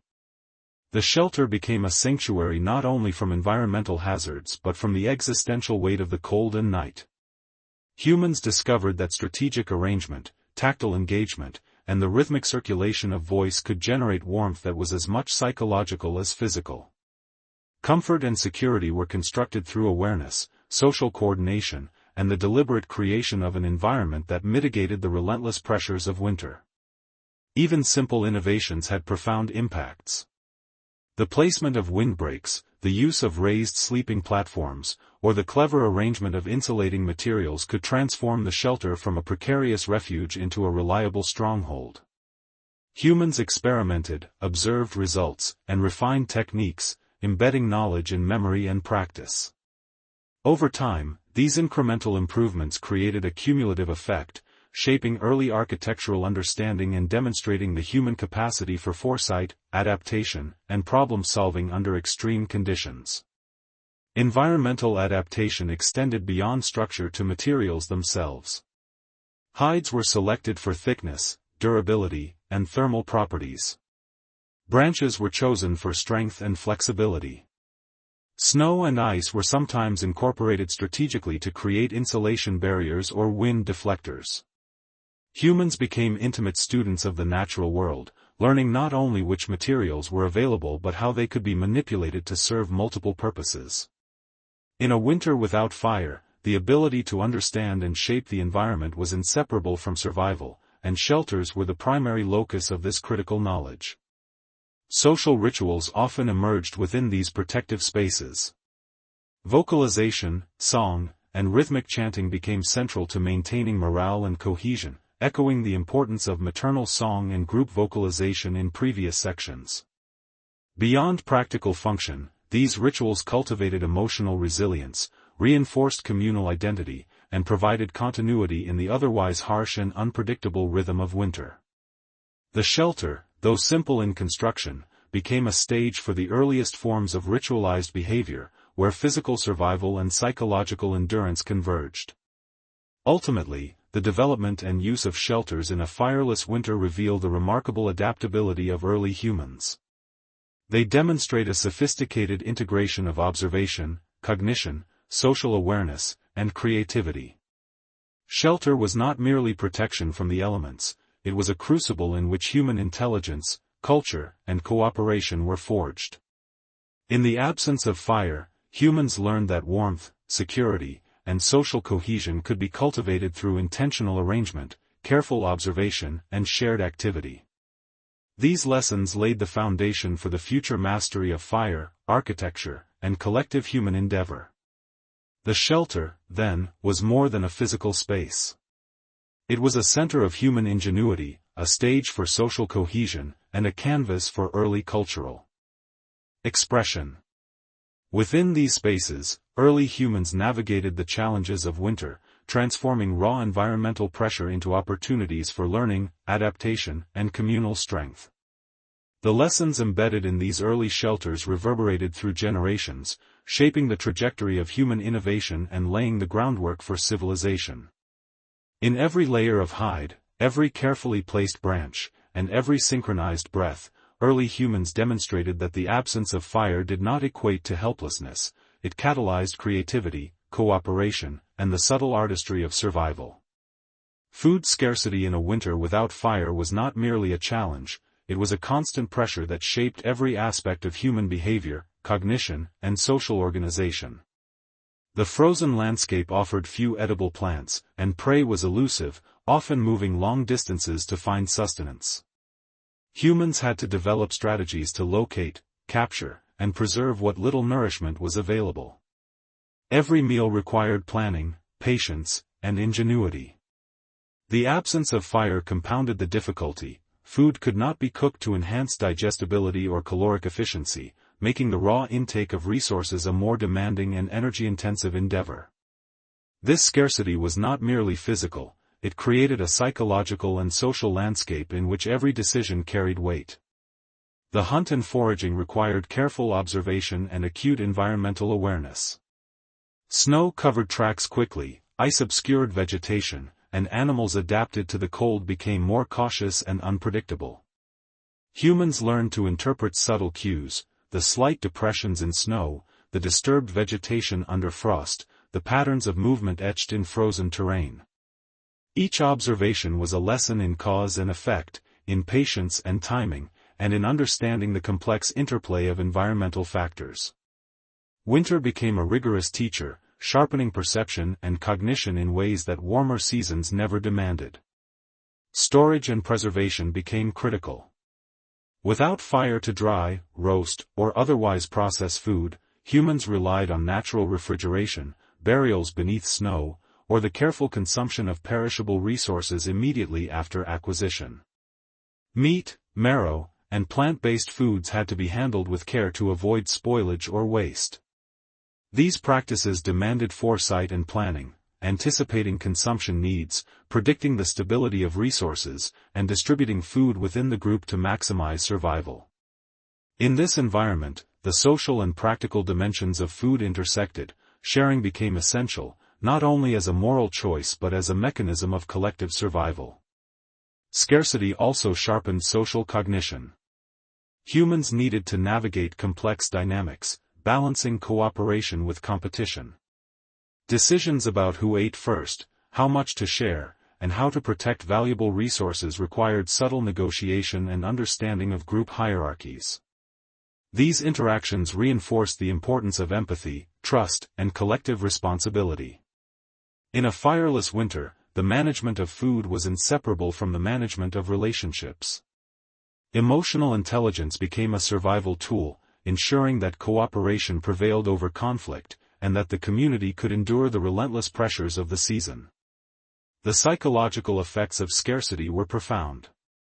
Hunger magnified fear, irritability, and anxiety, creating a constant internal and external tension. Yet humans developed strategies to mitigate these effects. Group vocalizations, rhythmic movements, and shared songs became central not only to emotional regulation but to reinforcing a sense of order and predictability. Even in the absence of fire, humans discovered that structured patterns of behavior could provide comfort and maintain morale. These early practices illustrate how culture, ritual, and social cohesion emerged as responses to environmental stress, intertwining the practical, emotional, and cognitive dimensions of survival. Energy conservation became another crucial adaptation. Humans learned to balance the caloric cost of activity against potential gain, minimizing unnecessary exertion while maximizing efficiency. Hunting, foraging, and movement were calculated, deliberate, and informed by accumulated knowledge. The winter environment demanded that every action be purposeful, transforming routine tasks into exercises of strategy and foresight. This careful calibration of energy expenditure was a testament to human adaptability, reflecting the sophisticated integration of physical, cognitive, and social intelligence. The pursuit of food also fostered innovation and creativity. Tools and techniques were refined to increase efficiency. Sharpened stones, bone implements, and snares enabled more effective hunting, while storage and transport methods preserved critical resources. Humans experimented, observed outcomes, and adapted techniques to specific environmental challenges. This iterative approach to problem-solving laid the foundations for technological development, demonstrating that scarcity can drive not only survival but ingenuity. Every successful acquisition of food reinforced lessons in material properties, environmental observation, and strategic planning. Food scarcity also intensified the emotional and symbolic dimensions of human life. Meals became more than nourishment, they were moments of shared experience, reinforcing social bonds and trust. The act of distributing meat or roots, of prioritizing the most vulnerable members, and of celebrating small successes, embedded values and rituals that would resonate in culture for generations. Even in a fireless winter, the human capacity to create meaning and community around food was evident, highlighting the interplay between survival, emotion, and emerging cultural practices. Ultimately, winter without fire transformed the human relationship with sustenance into a multifaceted skill set. It demanded acute observation, strategic planning, social intelligence, and innovative thinking. Humans learned to interpret subtle environmental cues, manage resources carefully, and maintain cooperation under duress. Hunger, while a physical necessity, became a catalyst for cognitive development and social cohesion. Through scarcity, early humans refined the capacities that would later enable more complex technological, cultural, and social achievements. Food, in this context, was not merely fuel, it was a teacher, a bond, and a crucible for human ingenuity. The harshness of winter also instilled resilience and foresight. Each scarcity-driven decision reinforced memory, planning, and collective wisdom. Humans internalized lessons about the environment, their companions, and themselves. They discovered that endurance depended as much on psychological strength, observation, and cooperation as on physical capability. In a winter without fire, sustenance became a narrative of strategy, resourcefulness, and community, shaping the trajectory of human adaptation, culture, and survival. The experience of scarcity transformed necessity into innovation, fear into preparation, and hunger into a framework for both immediate survival and long-term ingenuity. Water, often taken for granted in temperate climates, became a precious and demanding resource in a winter without fire. Streams froze, snow became both a potential source and a challenge, and rivers transformed into treacherous barriers. Humans had to learn to identify, access, and process water in a landscape dominated by ice and cold. Melted snow, collected in depressions or improvised containers, required care. Consuming it too quickly could lower body temperature, while drinking contaminated sources could cause illness. Each interaction with water demanded attention, patience, and ingenuity, transforming this basic necessity into an intricate practice of observation and adaptation. The strategies for obtaining water varied. Humans learned to break through thin ice, identifying spots where liquid flowed beneath frozen surfaces. They discovered that certain plants, roots, and ice formations held traces of moisture that could be harvested. The process of collecting snow for drinking or cooking required knowledge of insulation and heat retention, ensuring that it melted efficiently without excessive loss of body warmth. Even the act of carrying water became an exercise in planning and resourcefulness, choosing containers, monitoring temperature, and calculating the energy expenditure required for transport. In a fireless winter, water acquisition was a precise and deliberate endeavor, demanding skill and foresight at every step. Humans also developed an acute sensitivity to environmental cues that indicated water sources.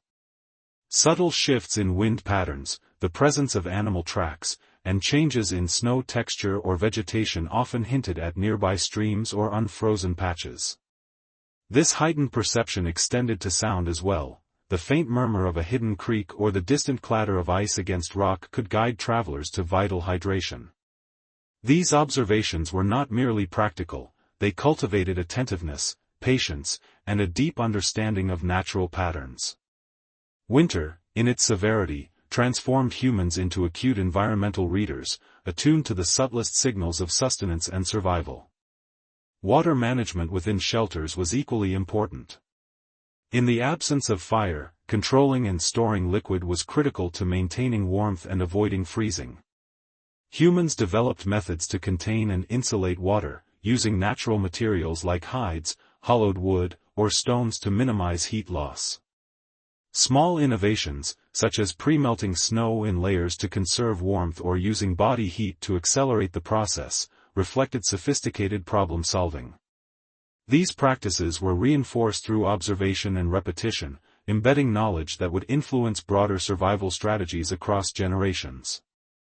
The careful handling of water exemplified how early humans combined practical necessity with cognitive insight. Hydration was not the only concern, water also mediated health and hygiene. Ice and snow could be used to cleanse tools, hides, and occasionally the body, reducing the risk of infection or contamination. Understanding which sources were safe and which posed threats required both experience and inference, integrating observation, memory, and cautious experimentation. Humans developed proto-rules for water use, distinguishing between immediate consumption, storage, and practical applications. In this way, water management became a multidimensional practice, reflecting the interconnectedness of physical needs, cognition, and social organization in a winter without fire. The social dimensions of water were profound. Access to scarce liquid required cooperation, planning, and sharing, often reinforcing group cohesion and trust. Communal collection and distribution created routines that structured daily life and provided opportunities for teaching, observation, and communication. These interactions strengthened bonds, established norms, and embedded tacit knowledge regarding resource management. In the extreme conditions of winter, the handling of water was inseparable from the cultivation of social intelligence, demonstrating that survival relied as much on interpersonal coordination as on physical skill. Risk assessment was central to water acquisition. Thin ice could give way, streams could be infested with predators, and melting snow too quickly could sap body heat. Humans developed intuitive strategies for evaluating hazards, combining immediate sensory input with accumulated experience. Decisions about when, where, and how to access water were calculated, reflecting both cognitive complexity and practical awareness. These choices illustrate the interplay between intellect, observation, and instinct, highlighting how winter conditions shape the human mind as much as the body. Each successful interaction reinforced memory and skill, forming the basis for long-term survival strategies. Even the sensory experience of water shaped human perception and imagination. The sound of trickling ice, the reflective shimmer of snow, and the tactile sensation of cold liquid were cues that carried both practical and emotional significance. They served as markers of place, rhythm, and routine, embedding humans in the temporal and spatial contours of their environment. Interaction with water fostered awareness, patience, and attentiveness, qualities that extended beyond immediate survival into broader cognitive and cultural development. Water, mundane yet vital, became a teacher, shaping both action and perception in subtle, enduring ways. The relationship between water and storytelling also emerged. Observations of seasonal shifts, frozen landscapes, and flowing streams informed narratives that transmitted survival knowledge. Stories about dangerous ice patches, elusive water sources, or successful collection strategies encoded practical wisdom and reinforced cultural memory. These narratives, shared within the circle of human presence, helped maintain cohesion, teach observational skills, and embed an early sense of temporal and spatial reasoning. In this sense, water became more than a physical necessity, it became a medium for cognition, communication, and culture. Ultimately, the pursuit, management, and understanding of water in a fireless winter exemplify the intricate interplay of observation, intelligence, and social cooperation that characterized early human adaptation. Water was a lens through which humans honed attentiveness, problem-solving, and communal coordination. It was both a challenge and a teacher, demanding creativity, patience, and foresight. In the absence of fire, the handling of water revealed the sophistication of early human cognition, sociality, and adaptability. Through ice, snow, and hidden streams, humans learned to navigate scarcity, mitigate risk, and cultivate both survival skills and cultural insight, laying the groundwork for subsequent advances in technology, cooperation, and environmental mastery. The human voice, in a winter without fire, became a lifeline as much as it was a tool for expression. Sound carried through the cold air with clarity, and its significance extended far beyond mere communication. Hums, chants, and low tones served to synchronize group movements, maintain morale, and communicate over distances where visibility was limited. Even the simplest vocalizations conveyed vital information, warnings of predators, cues for coordinated hunting, or reassurance to vulnerable members of the group. In a landscape dominated by ice, wind, and darkness, the human voice functioned as both instrument and lifeline, bridging isolation and fostering cohesion. In a way that fire would later complement but never entirely replace. Singing and rhythmic vocalizations also played a role in emotional regulation. The cold, silence, and scarcity of winter could easily erode morale, heightening stress, fear, and despair. Humans discovered that structured sound, whether in the form of songs, chants, or coordinated humming, could reduce anxiety and create a sense of predictability and safety. In this context, rhythm became a tool for mental endurance, reinforcing the connection between individuals and sustaining group cohesion. The melodies themselves, simple yet resonant, carried a weight beyond their immediate aesthetic function. They were instruments of survival, reinforcing social bonds and emotional resilience. The physical act of producing sound required coordination and skill. Breath control, resonance, and modulation were honed over time, enabling humans to project voices effectively across windswept landscapes or within the echoing confines of shelters. Group vocalizations demanded attention to timing, volume, and pitch, reinforcing cooperative behavior and shared awareness. In this sense, singing was not only cultural but functional. It was a medium for collective intelligence, coordinating action and amplifying the effectiveness of group strategies. Each hum, chant, or song became a subtle instrument in the orchestration of survival. Songs also encoded memory and information.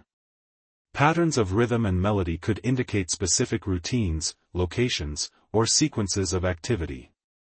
For example, a particular chant might accompany the preparation of hides, the approach of predators, or the movement toward a water source. Vocal patterns became mnemonic devices, translating environmental knowledge, social norms, and survival strategies into accessible, repeatable forms. These early practices illustrate the deep intertwining of cognition, culture, and survival, highlighting the ways in which auditory expression mediated both practical and social functions in a fireless winter. Social cohesion, reinforced through shared song, was central to psychological endurance. Humans huddled together for warmth, synchronized their breathing and movement, and used vocalization to establish presence and reassurance. This created a feedback loop in which individual confidence reinforced collective resilience, and vice versa. Even in the absence of firelight, the sound of a familiar voice or rhythm could signal safety and continuity, sustaining morale and fostering trust. Through coordinated vocalization, early humans discovered that survival depended not only on physical skill and observation but on the cultivation of shared emotional and cognitive frameworks. Vocalization also encouraged creativity and imagination. The need to produce sound that resonated across space or comforted others led to experimentation with tone, rhythm, and modulation. Variations in pitch, repetition, and layering may have evolved into early forms of musical expression, even if they were initially pragmatic rather than aesthetic. This experimentation contributed to the development of symbolic thought, as humans began to associate specific sounds with meaning, context, or emotion. In a winter without fire, sound became both a tool and a canvas, a medium through which humans could extend cognition, emotion, and social coordination. The transmission of culture through song extended across generations. Young members of the group learned patterns of vocalization, associated meanings, and emotional cues through observation and participation. Song served as early educational tools, teaching rhythm, coordination, and attention to subtle variations in tone. The repetition of vocal sequences reinforced memory, allowing individuals to internalize critical information about survival, social norms, and environmental awareness. In this way, early humans encoded knowledge and culture in the very act of producing and sharing sound, creating a lasting impact that transcended immediate utility. The interplay between sound and environment was profound. Wind, snow, and ice all shaped how sound traveled, requiring humans to adapt vocal patterns to specific conditions. Echoes within caves, muffled tones in snowfall, or carrying voices across frozen plains demanded flexibility and attentiveness. Humans learned to use environmental acoustics to their advantage, whether in coordinating movement, signaling danger, or reinforcing social presence. In doing so, they developed an acute sensitivity to auditory information, one that enhanced perception, strategic thinking, and social intelligence simultaneously. The winter landscape itself became an acoustic laboratory in which humans honed skills critical to both survival and culture. Finally, vocalization intersected with emotional resilience in a fundamental way. In the harsh silence of a fireless winter, the human voice became a medium of hope, comfort, and collective strength. It mitigated fear, reinforced trust, and provided rhythm and continuity in otherwise chaotic and uncertain conditions. Singing, humming, and chanting transformed shared experience into ritual, reinforcing memory, social cohesion, and adaptive strategies. It was through the human voice that early communities maintained continuity, transmitted knowledge, and nurtured psychological endurance, revealing that survival depended as much on sound, rhythm, and collective imagination as on tools, shelter, and physical skill. In essence, the emergence of song and vocal expression in a winter without fire illustrates the extraordinary adaptability of early humans. Sound became a conduit for coordination, emotional regulation, memory, and cultural transmission. It exemplified the intertwining of practical and symbolic intelligence, reflecting the capacity of humans to transform environmental and social constraints into mechanisms for resilience, cohesion, and creativity. In the frozen expanse, the human voice illuminated the night, sustained the group, and laid the foundation for a rich tapestry of cultural and cognitive evolution that fire alone could never have achieved.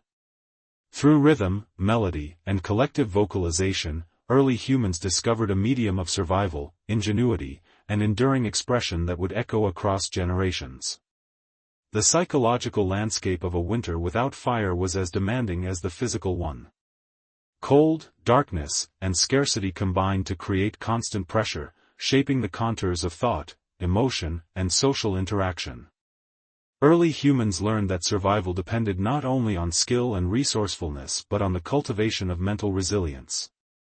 Fear, anxiety, and despair were ever-present companions, and the capacity to endure them required strategies both intuitive and deliberate. Observation, imagination, memory, and social cohesion became tools of psychological survival, allowing humans to navigate a world that offered few certainties and relentless challenges. Isolation, even within a group, magnified the intensity of experience. Each individual bore the weight of vulnerability, acutely aware of the potential consequences of misjudgment or inaction. The biting wind, the crunch of ice underfoot, or the distant howl of predators heightened alertness, creating a mental environment of constant vigilance. Humans learned to regulate attention, distinguishing between immediate threats and background noise, balancing cognitive focus with emotional equilibrium. These skills, honed under pressure, strengthened memory, pattern recognition, and decision-making, demonstrating the intricate interplay between environmental demand and cognitive development. Memory became a cornerstone of survival. Every observation, success, or failure was stored and recalled with precision. The tracking of prey, recognition of safe routes, identification of water sources, and understanding of shelter efficacy all depended on accurate recollection. Early humans developed a mental catalog of environmental cues, associating sounds, textures, and patterns with specific outcomes. This capacity for detailed memory was essential in a fireless winter, where misjudgment could be fatal. Memory was not only functional but adaptive, shaping behavior, guiding decision-making, and creating continuity across the rhythms of survival. Imagination was equally critical. In the absence of fire, the mind became a source of both light and hazard.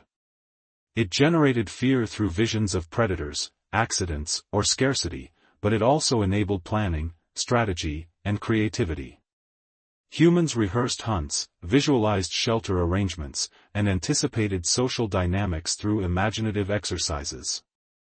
This mental simulation allowed for experimentation without physical risk, preparing the group for potential scenarios and enhancing adaptive responses. Winter, in this sense, was a crucible for cognitive expansion, sharpening the ability to anticipate, innovate, and respond to an environment of relentless uncertainty.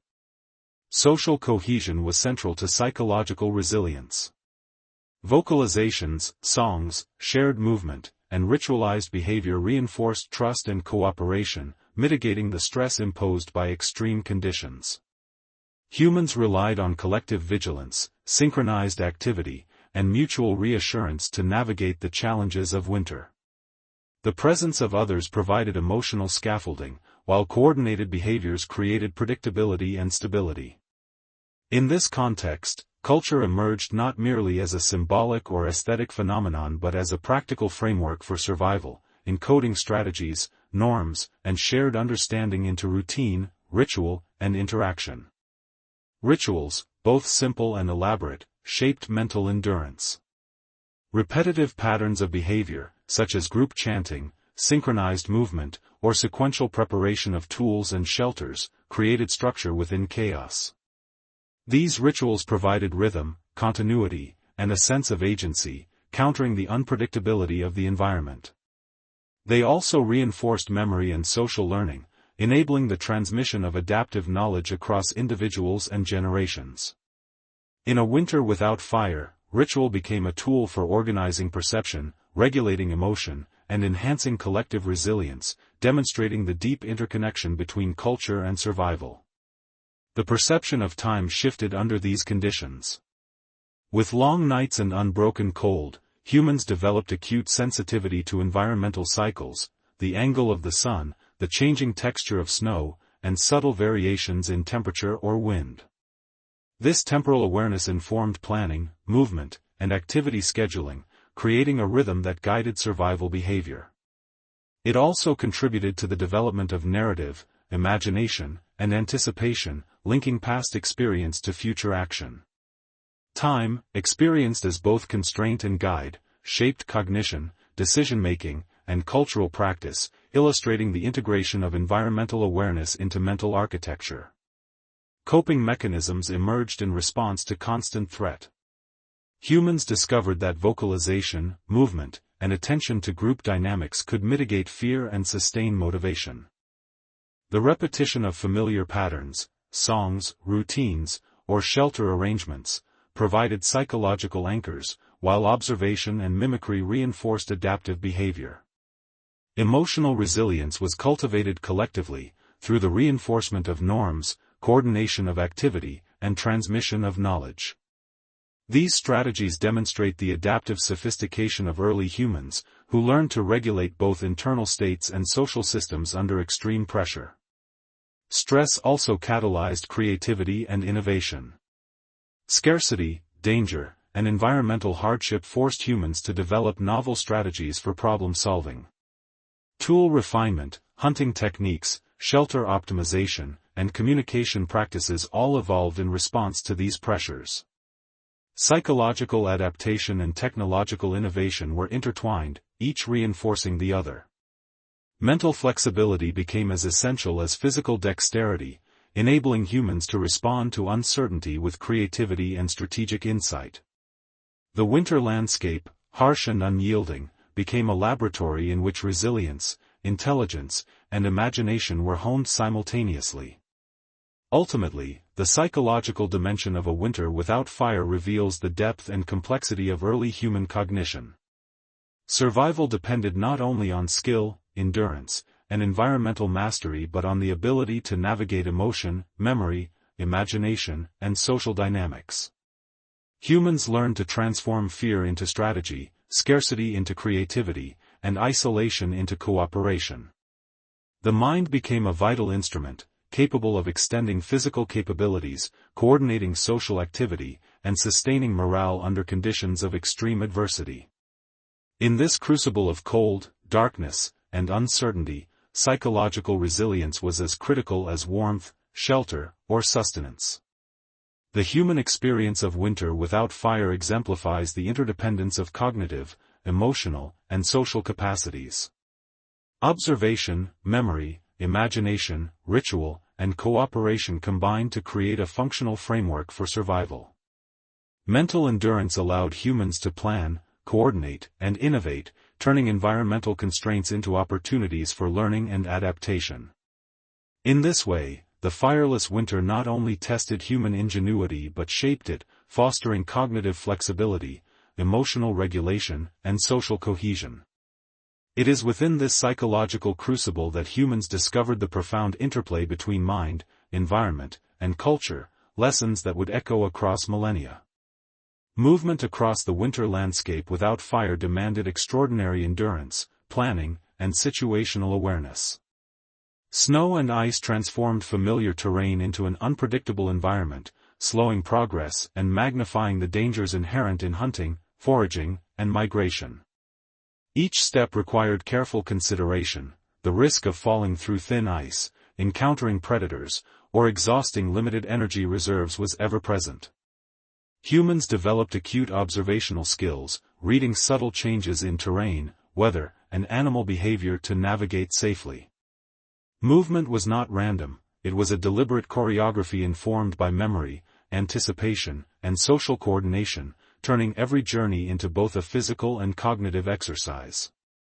Travel in groups was essential for both safety and efficiency. Individuals positioned themselves strategically, with stronger or more experienced members often taking the lead, scanning for hazards, or managing navigation.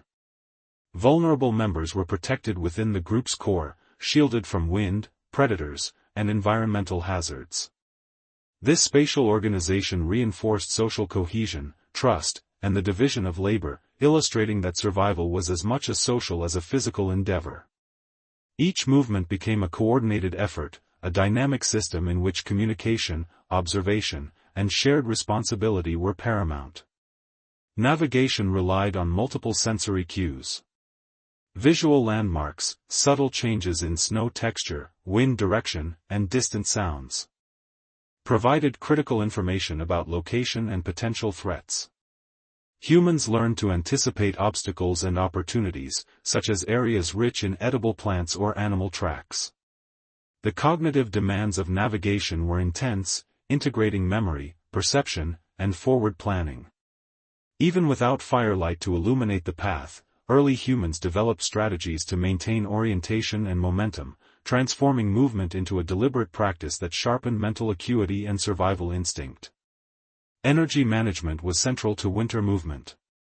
Every step consumed calories, and the harsh environment limited the availability of immediate nourishment.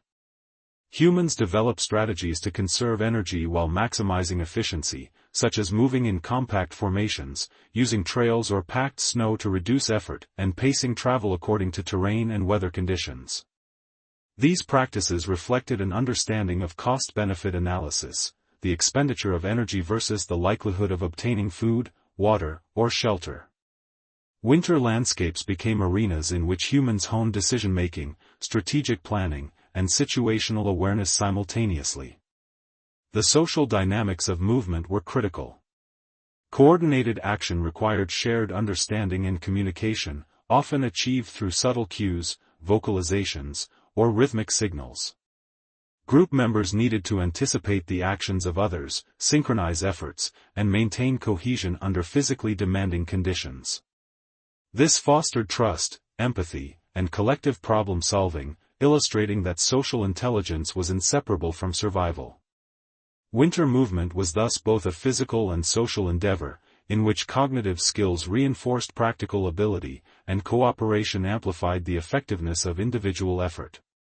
Hunting and foraging intersected directly with movement. Tracking prey required keen observation, patience, and timing, while avoiding exhaustion demanded careful pacing and route selection. Humans learned to interpret animal behavior, predicting patterns and movements based on environmental cues. Each excursion was an exercise in hypothesis, observation, and adaptation, testing assumptions against the unforgiving conditions of winter.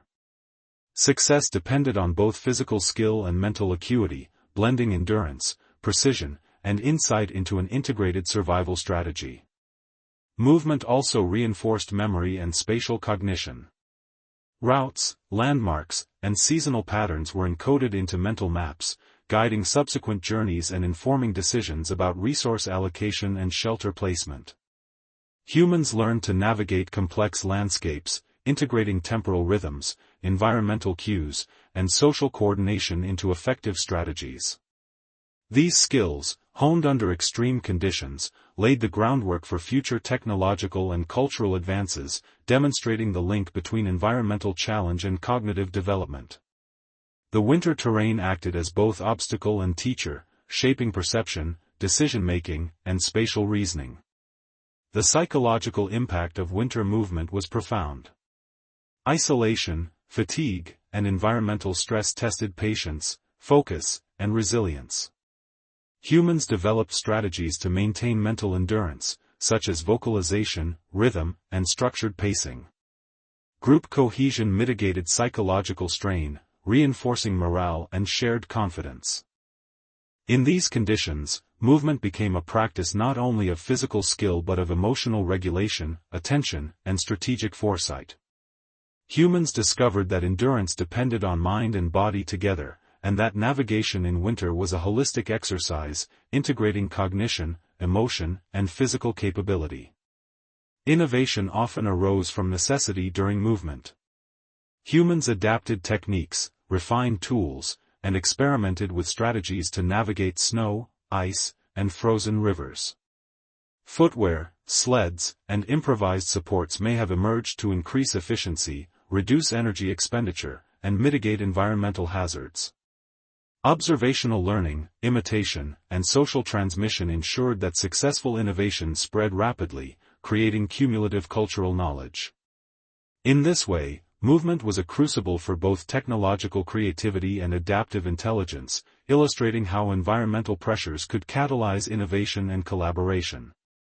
Ultimately, the act of moving across the winter landscape without fire reveals the profound interplay between physical skill, cognitive capacity, and social coordination. Humans learn to read subtle environmental cues, manage energy, coordinate action, and maintain psychological resilience under conditions of extreme adversity. Each step was a test of observation, judgment, and cooperation, reinforcing lessons that extended beyond immediate survival. Winter movement shaped the human mind and body, cultivating endurance, ingenuity, and foresight, and demonstrating the inseparability of physical, cognitive, and social adaptation in the crucible of a fireless winter.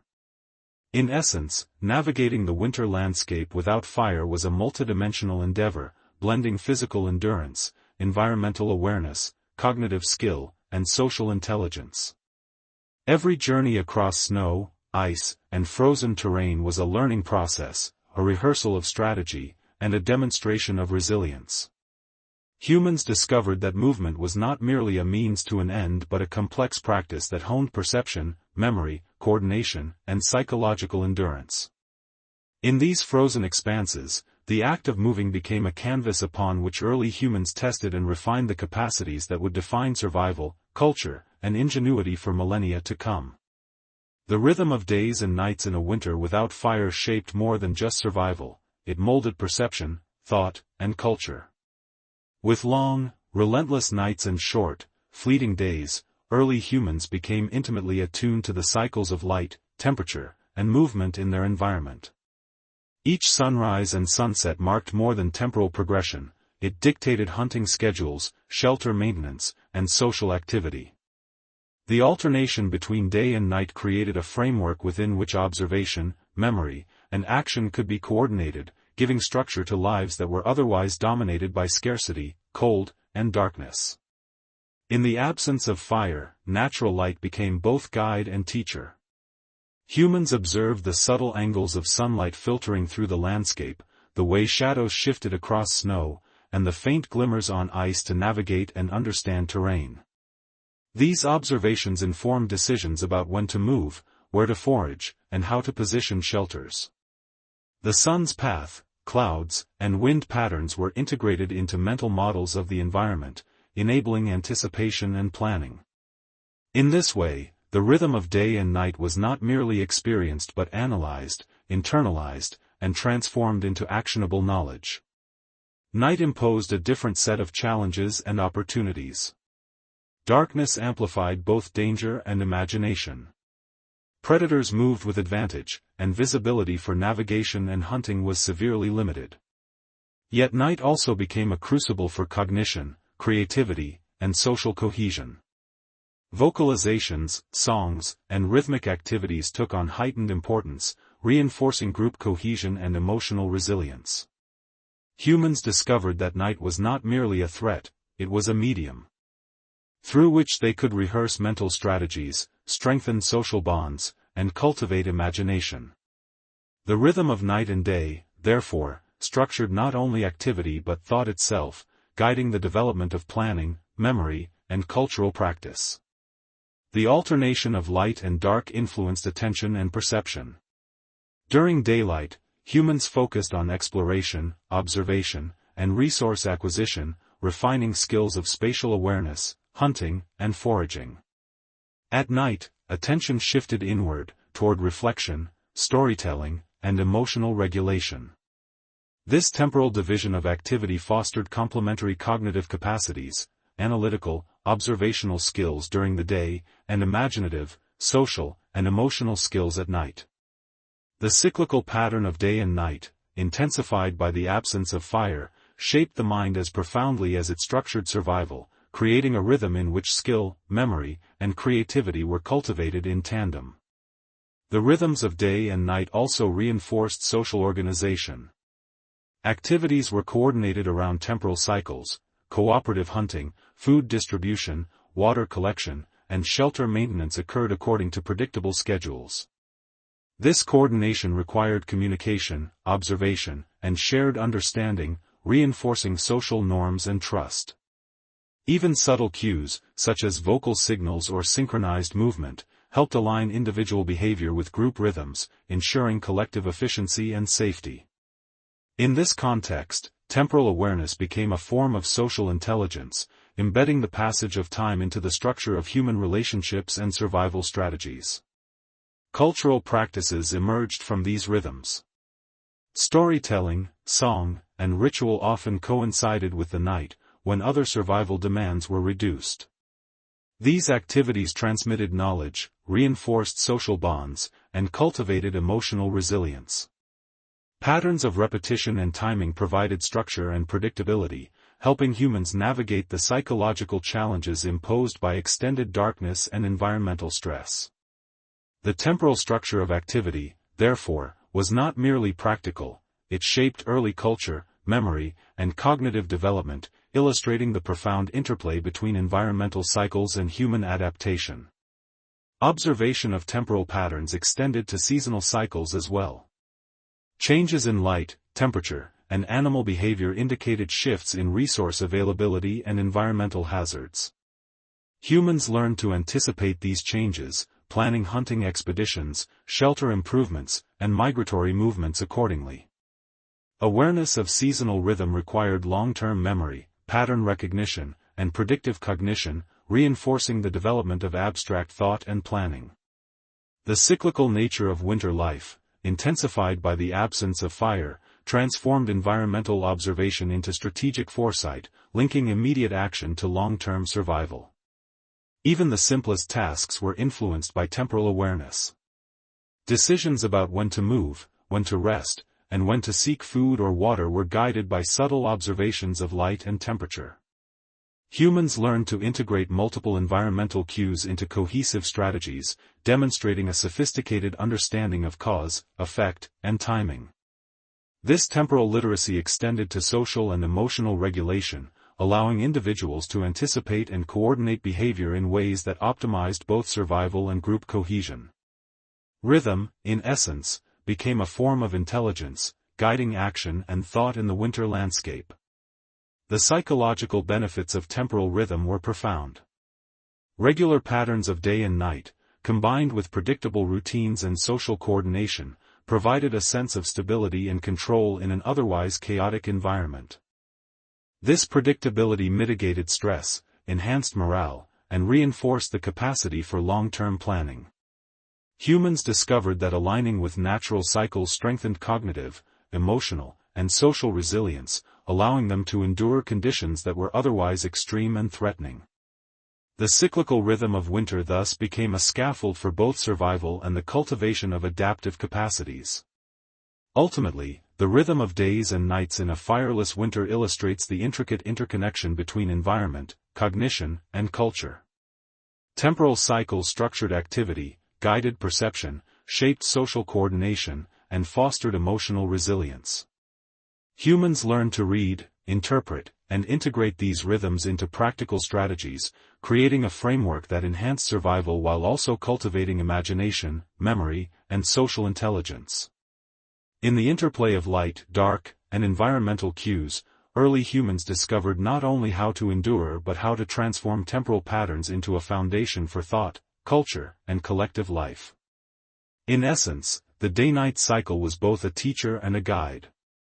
It orchestrated movement, cognition, and social activity, embedding environmental awareness into mental and cultural frameworks. Even in the absence of fire, humans adapted to the rhythm of winter, translating temporal patterns into strategies, routines, and rituals that supported both survival and psychological endurance. Through careful observation, reflection, and coordinated action, they transformed the passage of time into a medium of adaptation, resilience, and emerging culture, revealing the profound impact of environmental rhythm on the evolution of human intelligence and society. Storytelling and song became the invisible fire of human life in a winter without flames. In the absence of firelight, when darkness pressed against the edges of perception and cold crept into bones, the act of sharing a narrative or a melody became a source of warmth, cohesion, and cognitive sustenance. Stories were more than entertainment, they encoded experience, strategy, and cultural memory, allowing knowledge to transcend immediate circumstance and survive the harshest conditions. Songs carried emotion, synchronized thought, and reinforced bonds, functioning as auditory scaffolds that maintained both morale and mental clarity. In this way, narrative and song transformed winter from a season of deprivation into a space for imagination, reflection, and social consolidation. The creation of stories and songs was deeply intertwined with observation and memory. Humans recounted hunting expeditions, successful foraging strategies, and encounters with predators, embedding practical knowledge within memorable frameworks. Repetition, rhythm, and melody enhanced retention, allowing critical information to persist and be transmitted across individuals and generations. Even when the content was symbolic or allegorical, the underlying lessons were often pragmatic. Patterns of behavior, environmental cues, and social strategies were encoded into narrative form. Storytelling thus became a tool for both education and cohesion, reinforcing the connection between survival and culture. Songs carried additional layers of function. The act of singing together synchronized breathing, movement, and emotional state, creating a collective rhythm that strengthened social bonds. Humming or chanting during shelter work or during movement across the landscape maintained focus and morale, transforming monotonous or perilous tasks into coordinated activity. Vocalization became a medium for regulating anxiety, reinforcing group identity, and providing a sense of continuity and security in an environment defined by unpredictability. In the absence of fire, sound became the primary vehicle for shared experience, a substitute for the warmth and constancy that flames would later provide. The content of stories often reflected the cyclical challenges of winter. Tales emphasized preparation, vigilance, and the consequences of misjudgment, highlighting both danger and reward. These narratives taught observation, problem-solving, and foresight, turning lived experience into structured knowledge. At the same time, symbolic elements emerged. Animals might represent traits or lessons, natural phenomena became metaphors, and rituals were woven into narrative frameworks. Through story, early humans integrated observation, imagination, and moral reflection, shaping cognition while reinforcing survival strategies. Storytelling also fostered empathy and emotional intelligence. Listening to the experiences of others, anticipating narrative developments, and participating in group vocalization created shared emotional landscapes. Humans learned to interpret intention, recognize danger, and gauge social dynamics through the stories and songs of the group. This process strengthened social cohesion and trust, enabling collective action and mutual protection. The psychological function of storytelling thus complemented its practical and cultural dimensions, embedding lessons in both heart and mind. The spatial environment of storytelling reinforced its impact. Within shelters, voices carried across the enclosed space, creating intimacy and reinforcing attention. The echo of song or speech within a cave or overhang magnified presence, heightening emotional resonance. Humans learned to use space acoustically, optimizing the delivery of narrative and song to enhance both comprehension and social impact. The shelter became both stage and instrument, a microcosm in which observation, performance, and cognition converged.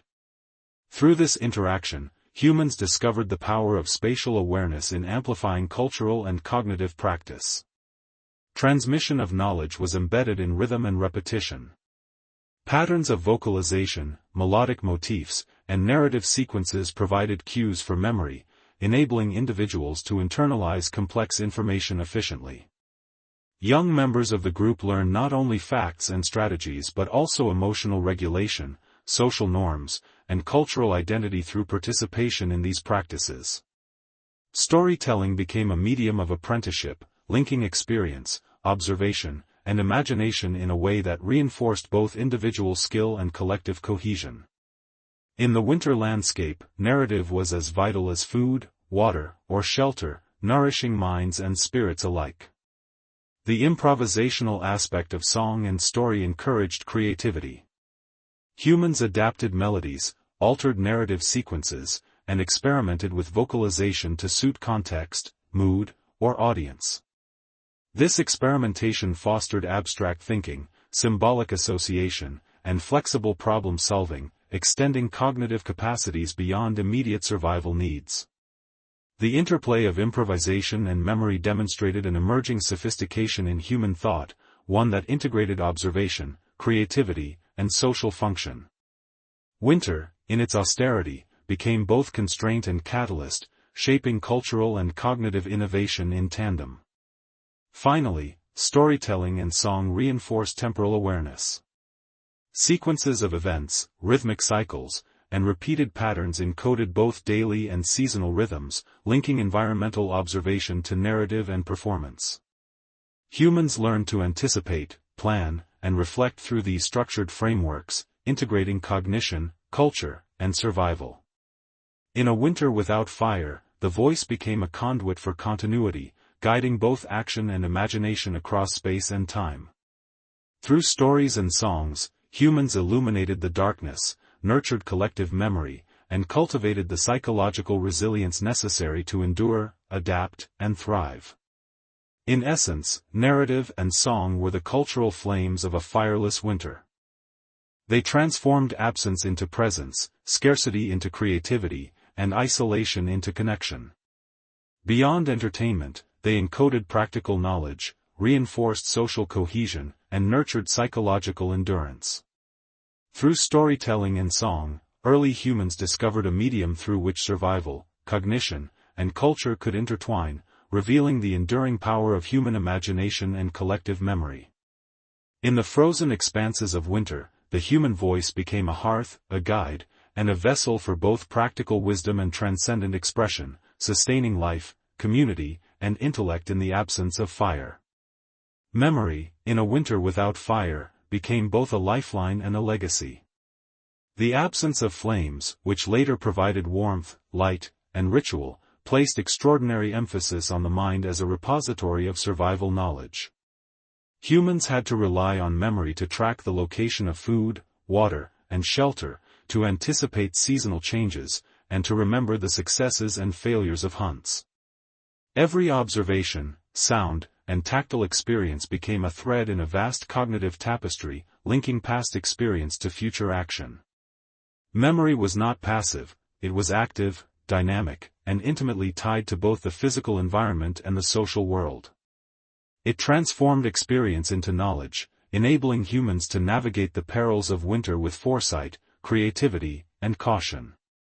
The storage of practical knowledge was paramount. Humans recalled the precise locations of frozen streams, the paths of migrating prey, and the distribution of edible plants beneath snow and ice. This information was encoded in spatial memory, mental mapping, and associative thinking. Seasonal patterns were tracked and anticipated, guiding decisions about movement, foraging, and resource allocation. Memory served as an internal compass, allowing individuals to plan effectively, avoid hazards, and maximize the utility of limited resources. In a landscape defined by scarcity and danger, the capacity to remember accurately could mean the difference between life and death. Memory was also social. Knowledge was transmitted across individuals and generations through vocalization, song, and shared activity. Lessons learned from experience were encoded in narrative, rhythmic patterns, and coordinated tasks. This allowed communities to preserve adaptive strategies and cultural practices even in the absence of fire, ensuring continuity of knowledge and resilience. Through repetition, demonstration, and oral storytelling, memory became a social tool, reinforcing cohesion, trust, and collective intelligence. Early humans discovered that the survival of the individual was inseparable from the memory of the group. Observation strengthened memory. Every sound, smell, texture, and visual cue was noted, categorized, and recalled in relation to context. Footprints in snow, the subtle rustle of vegetation, or the glint of ice could indicate prey, water, or danger. Humans learned to encode these environmental markers into cognitive frameworks, linking sensory input with potential outcomes. Over time, these associations became more abstract, enabling prediction and strategy. Memory was not simply retention, it was interpretation, integration, and projection, allowing humans to anticipate future events based on accumulated experience. Memory also mediated emotion. The recollection of successful hunts, shared songs, or moments of communal warmth reinforced morale and optimism. Conversely, remembering past dangers or mistakes fostered caution, vigilance, and planning. Emotional and cognitive functions were intertwined, shaping decision-making and social behavior. The ability to remember vividly, anticipate outcomes, and regulate emotion was essential for psychological endurance, illustrating the complex interplay between cognition, culture, and survival in a fireless winter. The mnemonic role of song and story was profound. Patterns of rhythm and melody provided scaffolds for retaining information, encoding procedural knowledge, and transmitting cultural norms. Repetition and structure made abstract lessons tangible, allowing memory to extend beyond the individual to the collective. Songs and narratives embedded environmental knowledge, moral guidance, and social expectations in forms that were accessible, memorable, and emotionally resonant. In this way, memory was amplified by culture, creating a shared repository of adaptive intelligence that extended far beyond immediate experience. Memory also facilitated imagination and planning. Recollection of past winters, environmental cues, and social interactions allowed humans to simulate potential scenarios, anticipate challenges, and devise solutions. Mental rehearsal became a critical tool for problem-solving, enhancing preparedness and reducing risk. Humans learned to navigate uncertainty by constructing internal maps of possible outcomes, integrating memory, observation, and creativity into adaptive strategies. In this sense, memory was not static, it was generative, shaping both action and thought in a dynamic interplay with the environment. The spatial and temporal dimensions of memory were equally critical. Humans tracked movement, routes, and seasonal cycles, embedding temporal awareness into cognitive frameworks. This integration allowed for coordinated action, planning of resource acquisition, and anticipation of environmental hazards. Memory of place and time became intertwined, creating a sense of continuity and orientation that guided both individual and group behavior. Even in darkness and cold, humans could navigate complex landscapes because memory provided a mental structure for movement, observation, and social interaction. Memory also reinforced social identity. Shared recollection of events, rituals, and songs created continuity within the group, linking individuals across time and space. This collective memory anchored culture, reinforced trust, and guided behavior, ensuring that adaptive knowledge persisted despite the harshness of winter. Social memory became a repository of wisdom, shaping not only survival strategies but also values, norms, and emotional frameworks. In a world without fire, memory became the invisible hearth, sustaining cognition, culture, and community. Ultimately, memory in a winter without fire illustrates the profound interdependence of cognition, emotion, and culture. It was both a practical tool for survival and a medium for cultural continuity, shaping decision-making, coordination, and imagination. Humans learned to encode experience, transmit knowledge, and integrate observation with anticipation, creating adaptive strategies that extended across generations. Memory transformed scarcity and darkness into opportunity, fear into foresight, and individual experience into collective intelligence. In this way, the human mind became the most enduring flame, illuminating paths to survival, creativity, and the persistence of culture. As the winter deepened, and the relentless cold pressed upon the edges of existence, humans began to understand the subtle power of resilience, ritual, and imagination. Every small act, preparing a shelter, collecting snow for water, or singing quietly to maintain morale, became part of an intricate web of survival. In a world devoid of fire, the mind and body were equally tested, revealing the interdependence of physical endurance, cognitive skill, and social cohesion. Humans discovered that survival was not solely a matter of strength or tools, but of adaptability, creativity, and the capacity to cultivate hope in the bleakest circumstances.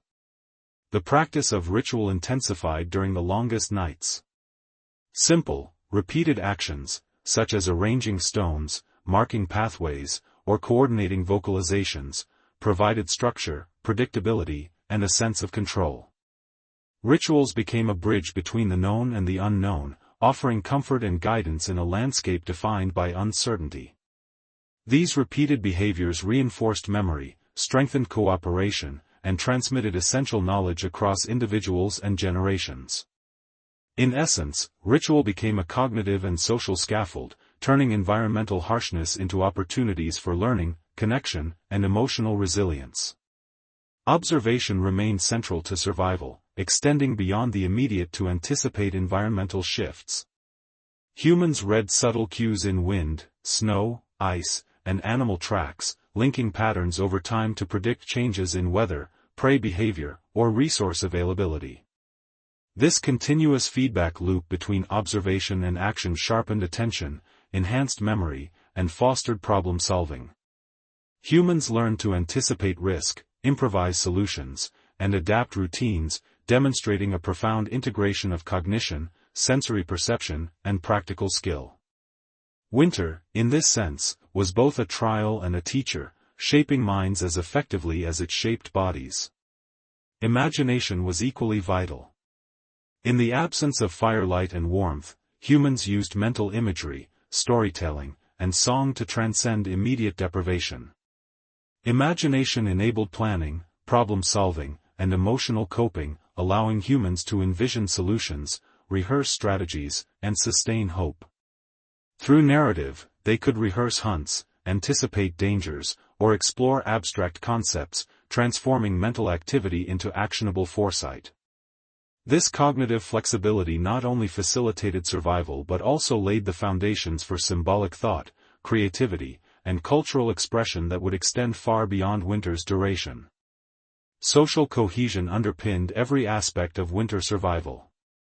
Cooperation, mutual protection, and shared labor were necessary to endure the extreme conditions. Vocalizations, songs, and coordinated movement reinforced trust, communication, and collective problem-solving.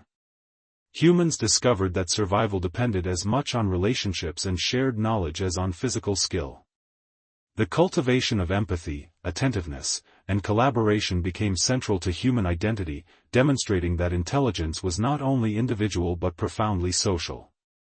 In this sense, winter became a crucible for both social and cognitive evolution. Memory, reinforced through repetition, observation, and narrative, ensured that adaptive knowledge persisted. Locations of water, safe pathways, and successful hunting strategies were encoded and transmitted through storytelling, song, and demonstration. These mnemonic practices allowed humans to anticipate hazards, plan resource use, and navigate the environment efficiently. Memory also preserved culture, values, and social norms, linking generations across time and space. In a fireless winter, memory became the invisible hearth, sustaining both practical survival and the continuity of community identity. Emotion and resilience were inseparable from these practices. Humans learned to regulate fear, anxiety, and despair through ritual, song, and shared activity. Emotional endurance was cultivated collectively. As vocalization, observation, and social reinforcement created a buffer against the psychological strain of darkness and cold. Hope was enacted through action, ritual, and imagination, demonstrating that survival relied as much on mental fortitude as on physical skill. In this context, human adaptability was holistic, integrating body, mind, and social awareness into an inseparable system of resilience. Innovation continued to emerge from necessity. Humans experimented with tool use, shelter design, movement strategies, and water management, adapting to environmental challenges with ingenuity. Observational learning and social transmission ensured that effective strategies spread rapidly, creating cumulative knowledge and technological sophistication. Even in the absence of fire, these innovations enhanced efficiency, safety, and survival, demonstrating the capacity of early humans to convert adversity into opportunity. Winter thus functioned as both constraint and catalyst, shaping ingenuity and collective intelligence. The role of song and story reached its apex in sustaining group cohesion and mental health. Collective vocalization synchronized emotional and cognitive states, reinforced memory, and encoded practical knowledge. Narrative transmitted lessons from past experience, preserved cultural norms, and guided anticipatory planning. In the longest nights, songs became both ritual and strategy, binding individuals into a shared temporal and emotional rhythm. Through storytelling, humans created continuity, meaning, and hope in an otherwise harsh and unpredictable world, demonstrating the profound power of culture to sustain life in extreme conditions. By the final stages of the fireless winter, humans had developed an intricate system of survival that integrated cognition, social intelligence, ritual, and creativity. Each individual acted as both observer and participant, contributing knowledge, effort, and emotional labor to the collective endeavor. Survival depended on the seamless interaction of memory, imagination, observation, and social cohesion, illustrating the profound interdependence of mental, emotional, and physical capacities. In this crucible of cold and darkness, humans discovered that life was sustained not only by food, water, or shelter, but by the mind's capacity to innovate, connect, and endure. Ultimately, the experience of a winter without fire reveals the remarkable adaptability and resilience of early humans. Through observation, ritual, vocalization, memory, imagination, and social cohesion, they transformed extreme deprivation into a system of survival, learning, and culture. Every action, from collecting water to singing a song, contributed to a larger network of strategies that reinforced life, knowledge, and identity. Fire may have been absent, but the human spirit burned brightly, illuminating paths through darkness, cold, and uncertainty. Winter became a stage for endurance, creativity, and collective intelligence, shaping the capacities that would define humanity for millennia to come. In essence, the fireless winter was not merely a trial of survival, it was a crucible of human ingenuity, culture, and cognition. It demanded that mind and body operate in harmony, that individuals act in concert, and that imagination, ritual, and memory guide action as effectively as any tool. The lessons learned in such an environment extended far beyond the season itself, seeding the capacities for creativity, foresight, social cohesion, and cultural continuity that continue to define humanity. In the absence of fire, humans discovered that the greatest flame was not of smoke and heat, but of resilience, ingenuity, and collective spirit, capable of illuminating even the darkest winter nights.